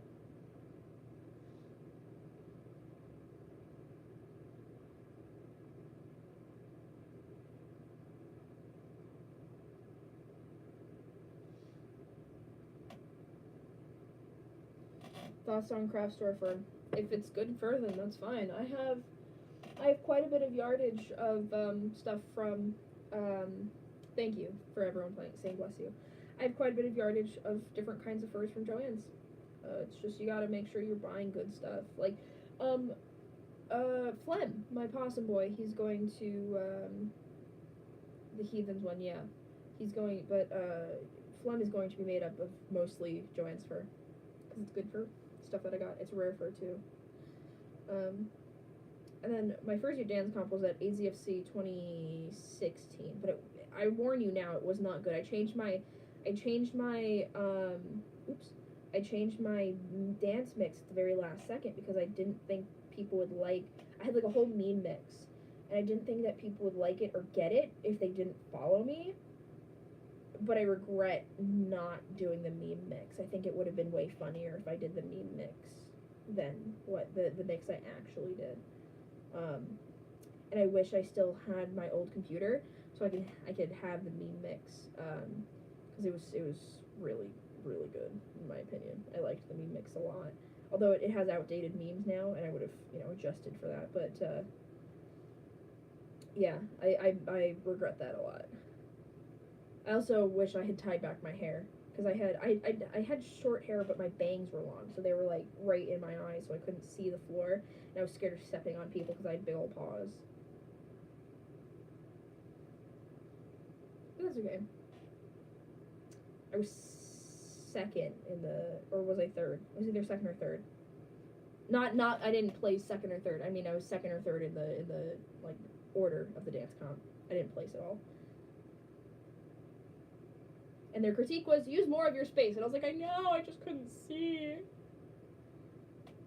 Why so much hate the furry community? Because we suck. Furries are the worst.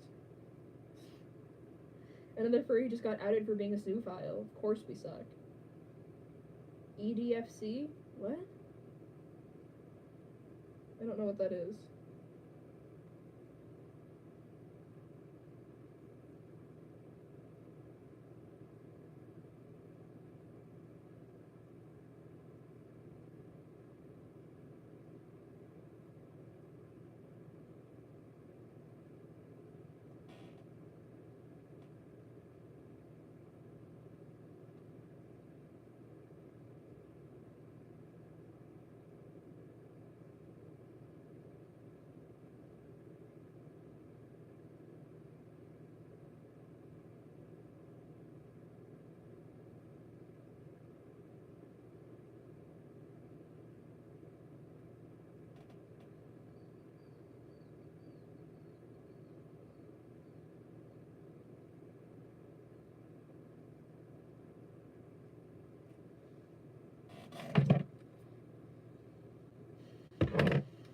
Okay. There we go. I've been on stream for a hot minute. You didn't hear what I said. What did I say? I don't know what you're talking about. God, this black fur's so soft. It's my favorite fur I own. This stuff, it's so nice. This gray stuff is nice too. The pink's okay. I mean, it's shaved fur, so it's... I think I can glue this in now. I'm gonna add the teeths.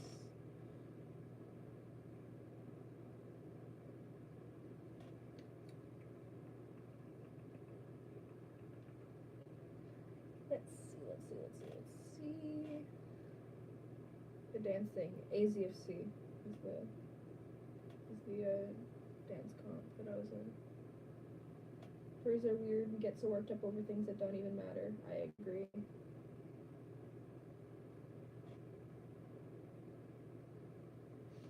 Look how dumb he looks when he's gummy. He has no teeth. I think I'm only gonna do the four teeth because I really don't feel like doing front and bottom teeth. Ouch. My lats! Ow! Fun fact, a lot of times when I get shoulder pain, I'll just randomly do planks because it alleviates my shoulder pain for whatever reason. Maybe it's because it makes my lats hurt, so the pain just moves. Lats, which is this muscle here. It's a lot.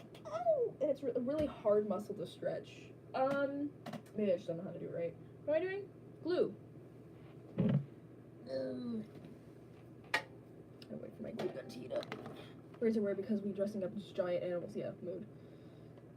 It's like, if you don't think we're weird, then there's something wrong with you, because I'm pretty sure dressing up as like a giant pink cat or a giant blue lion or a giant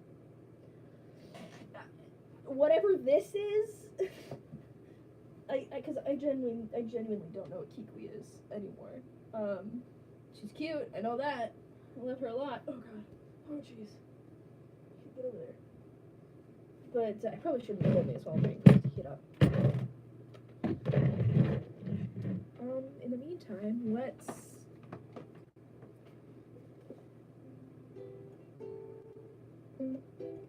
this is slightly out of tune.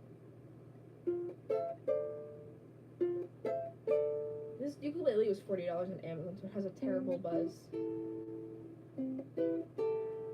As much as I hate Rebecca Sugar, I love the music she plays. Anyone going to Andrew Northwest 2018? No, I am not.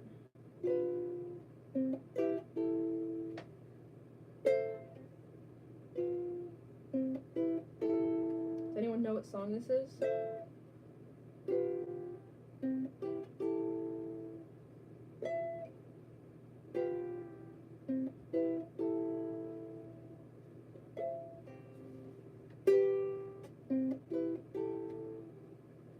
one to guess what song I'm playing gets a cookie.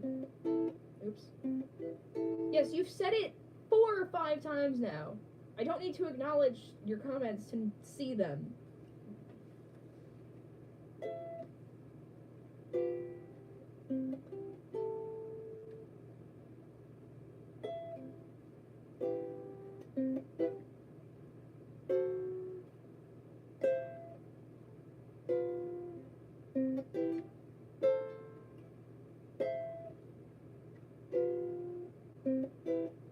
No one's even tried to guess what song I'm playing.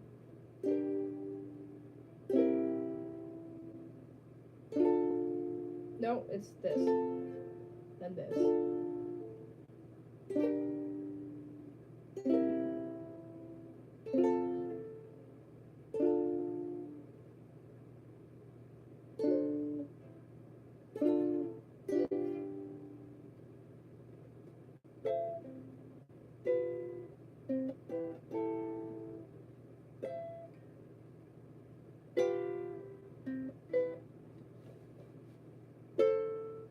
Okay, I'll give you all a hint by singing it. Time is an adventure that helps things make sense. Though we're always living in the present tense, it seems unforgiving when a good thing ends. 'Cause you and I will always be back then. You and I will always be back then. You and I will always be back then. You and I will always. Oh, thank God. My iPad died. At least we're back now. I don't. What happened for y'all?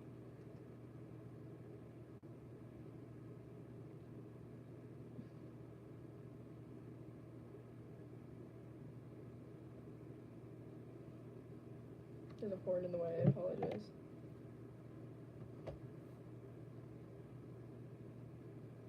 Okay, well, I glued the bottom of his mouth while we were experiencing technical difficulties. His tongue is a lot longer than I thought it was.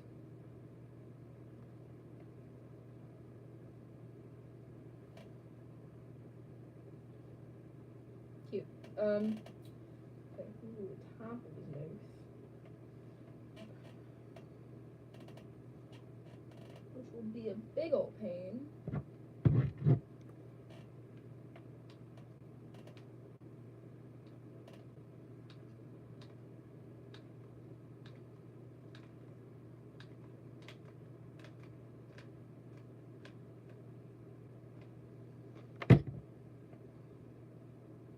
Oh, jeez. Oh, God, I didn't think this through.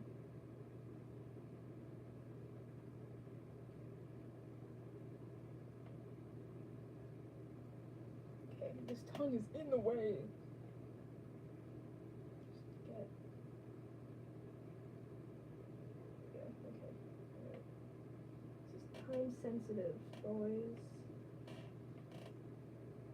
This goes on there, this goes something like that, and this like that. I think we're good.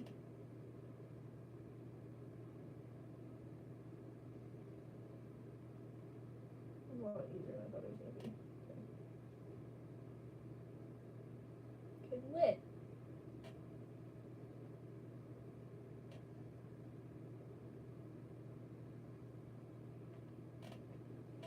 Okay, mouth is glued. Let's see. Up in there. Okay. I don't need this right now, so I'm gonna unclose you. Ouch. Now I need polyfill.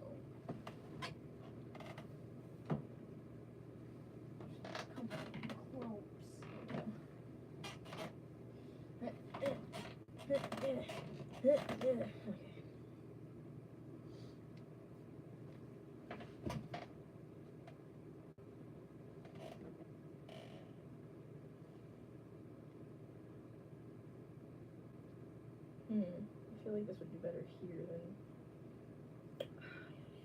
Okay. Let's sew on the upper chompers first. See how they look.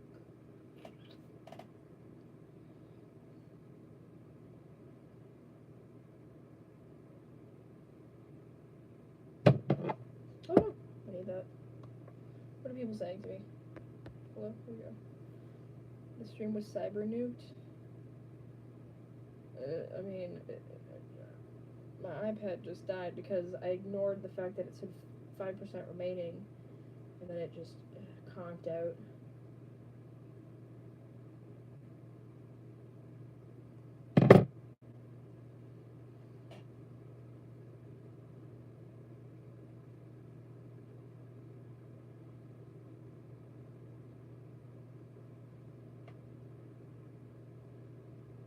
Yeah.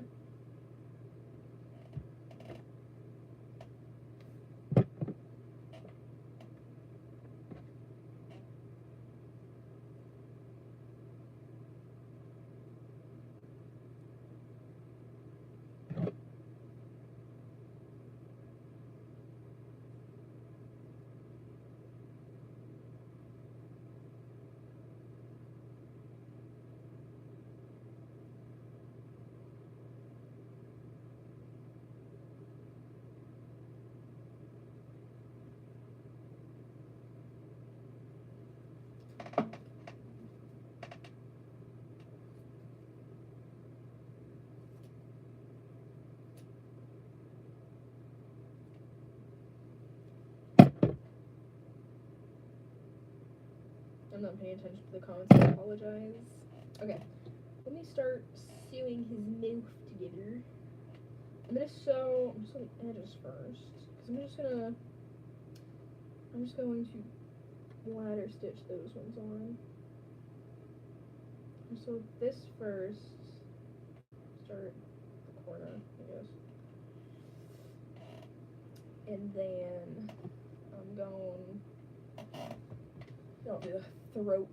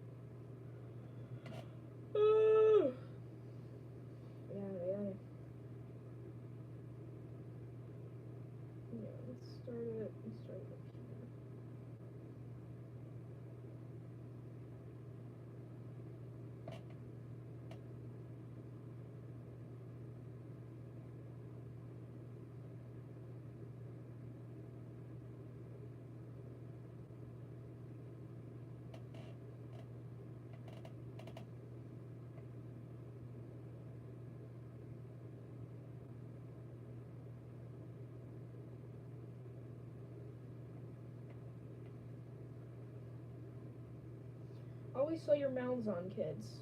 Don't glue them on.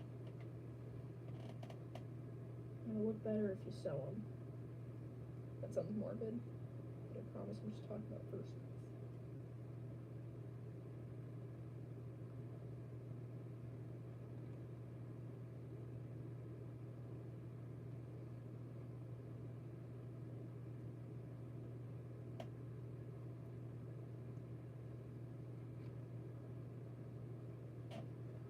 See, look at that. They smile.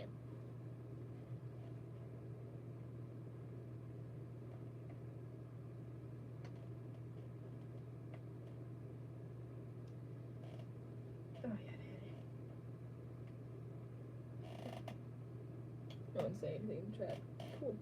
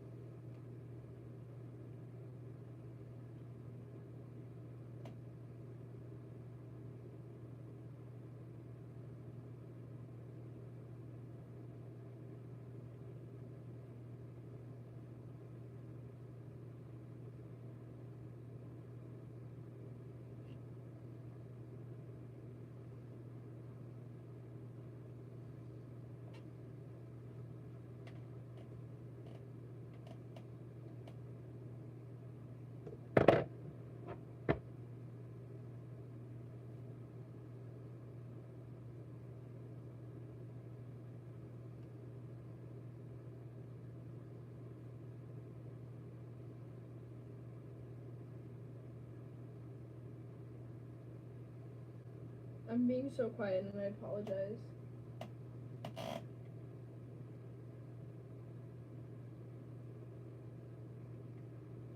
I'm just focusing on sewing. Oh, look at that happy smile. Oh, jeez. That's a good smile. God, you need to be brushed. Where's my brush?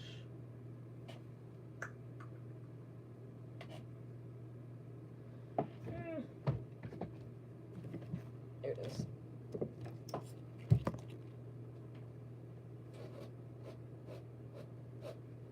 Actually, I haven't brushed him yet since gluing him. Probably should have done that. That looks better. Good smile. I love the shape of this base so much. I'm kind of upset that I had to use it for a commission. Like, that's so selfish, but like, it's just such a good... How is there yellow fur in there? Oh, I know why.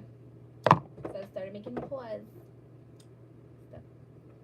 Which I gotta finish at some point, but I've been busy doing this.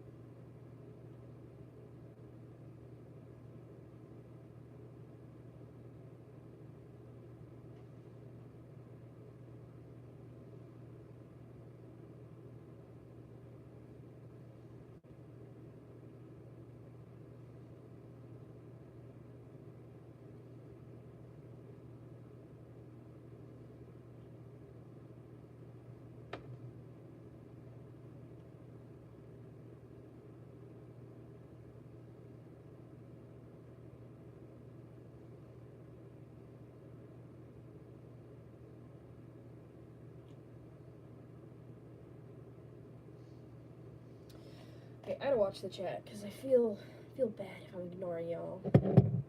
Oh, y'all haven't said anything. Okay. Y'all are boring now. Is it too late? It's past bedtime. My bedtime is like 12 hours from now.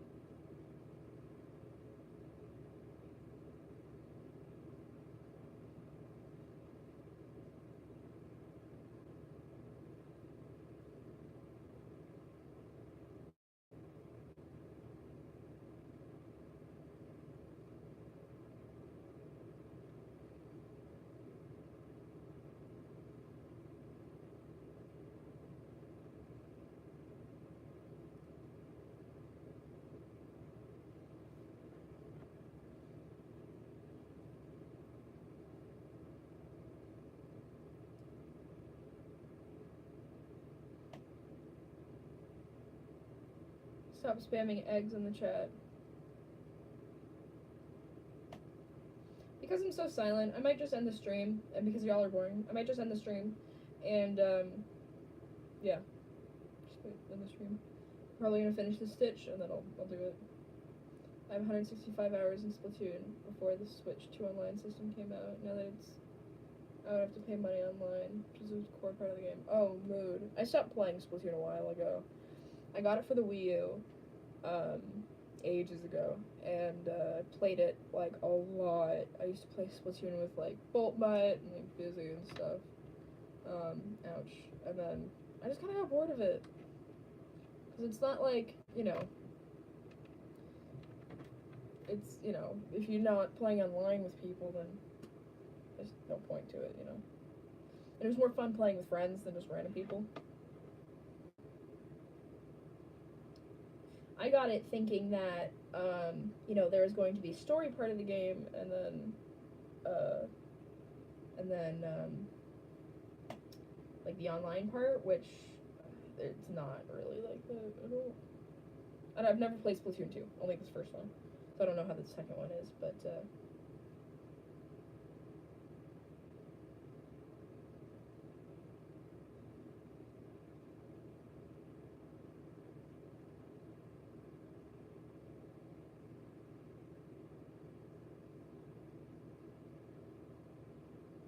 I'm really liking how this mouth seam is turning out. Wow. I still have to do that side.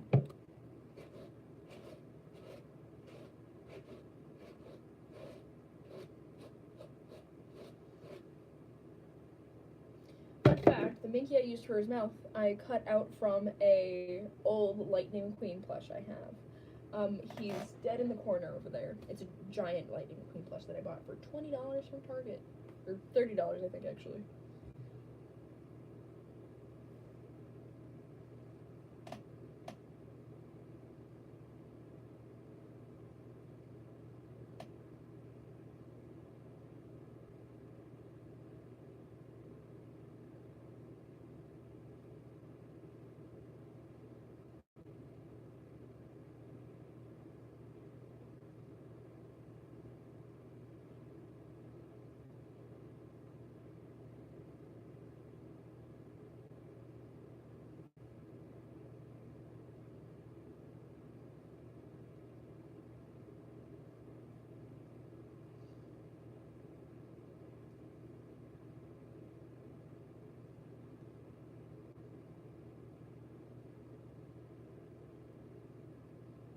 Okay, this side's turning out a little bit worse, but that's okay.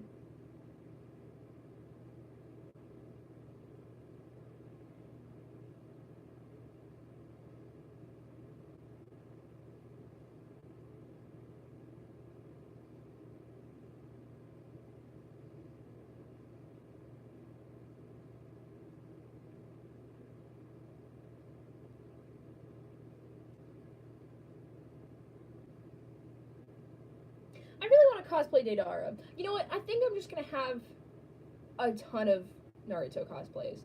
I mean, I wanna. Ooh, you know what I should do? Because I'm gonna have an Akatsuki jacket. I should just cosplay every single one of the Akatsuki. That's actually a lot of work. I'll probably just do the easy ones like Sasori, Deidara, maybe Itachi. I'm doing Toby. Oh, this is a fun one. I won't do Hidan because actually he might be fun, but like do cursed version of Hidan, so like the paint on the face. That'd be fun. I won't do Kisame. That's a lot of work. I won't do Kakuzu. That's a lot of work. Actually, well, his eyes. I don't know how he'd do that, but if he did like the mask and stuff instead of like unleashed Kakuzu, won't do pain. All those piercings would be a pain.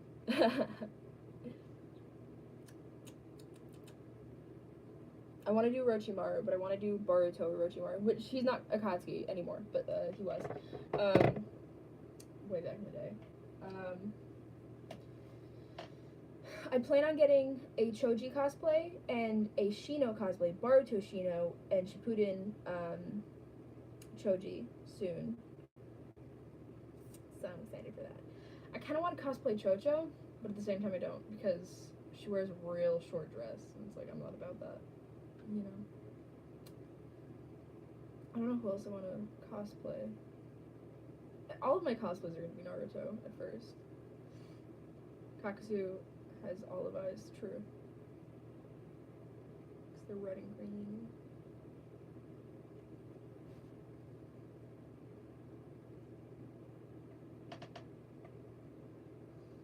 I used to have hair like Kisame, fun fact. I got my hair cut a little bit longer than I usually did, and it was blue at the time, so I looked like Kisame. And it was very like up. I want to do Kakashi as well. Ow! Oh no. But I feel like Kakashi would be an annoying one because to have a mask on all the time. Although with Shino, it's gonna be annoying, but I have a bunch of black spandex. I'm gonna make I'm gonna make a shirt Actually, I might just buy one and then attach like a modified balaclava to it. So like have it like go up the head, but only come to here, because Shino has like a, I don't want to call it a mask, but I'm just gonna call it like a balaclava. It stops like under his weird goggle things in Boruto, and then it comes up his chin. So I might just make that, because Toby has that too. He has the mask on, but it comes up like that as well. So I might just make that, and then have it for both, and then I just use double-sided tape to keep it on my face. So yeah, but I'm going to have it come up all the way to here, and then pin it into a wig cap, and then put the wig on, pin it all together. Gross. But yeah. I want to use a sewing machine for that though, because I don't want it falling apart. Because I want the seams to be like nice and hidden. You know what? I might just buy a balaclava for it as well, like a fursuit balaclava. Although I want it to be nice and lightweight, and the fursuit balaclavas I've bought in the past have not been lightweight. Plus, I want it to be formed directly to my neck and my head, so it like is perfectly form fitting.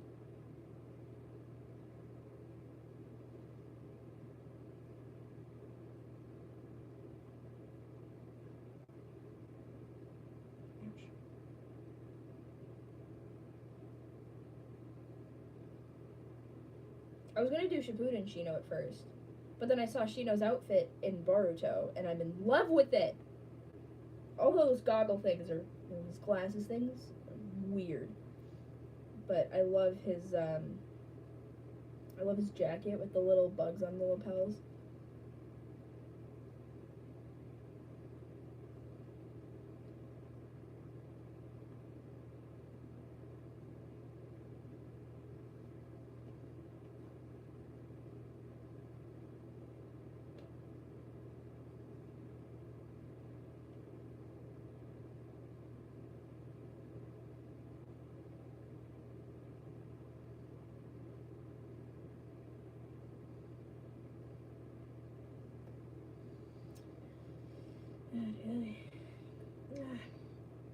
Come on. Come on. There we go.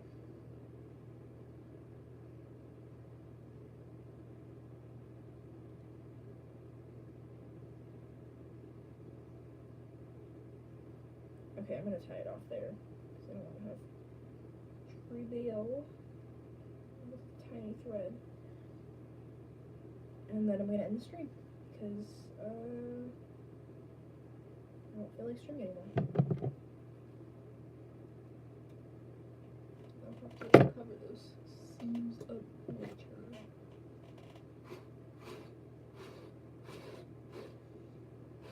Oh god. That's probably gonna come undone, huh?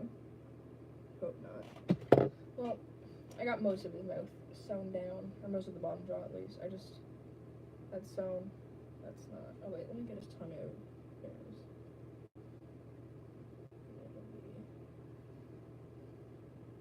Cute.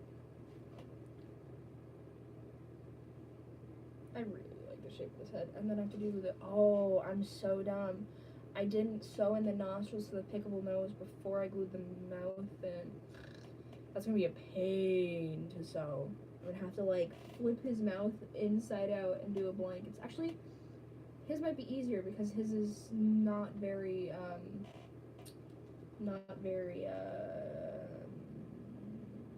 like deep. Also, I want to figure out, because the way this nose is made, you can also go through this way. And I want to figure out how to do that. I think I'm going to have to make tubes. Ooh, you know what?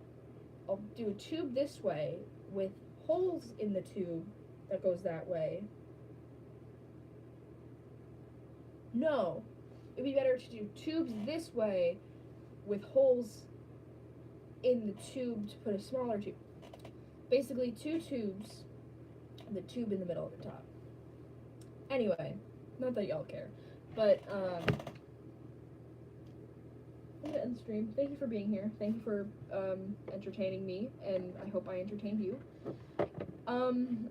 Yep. Go watch my other videos, please. They're good, I think.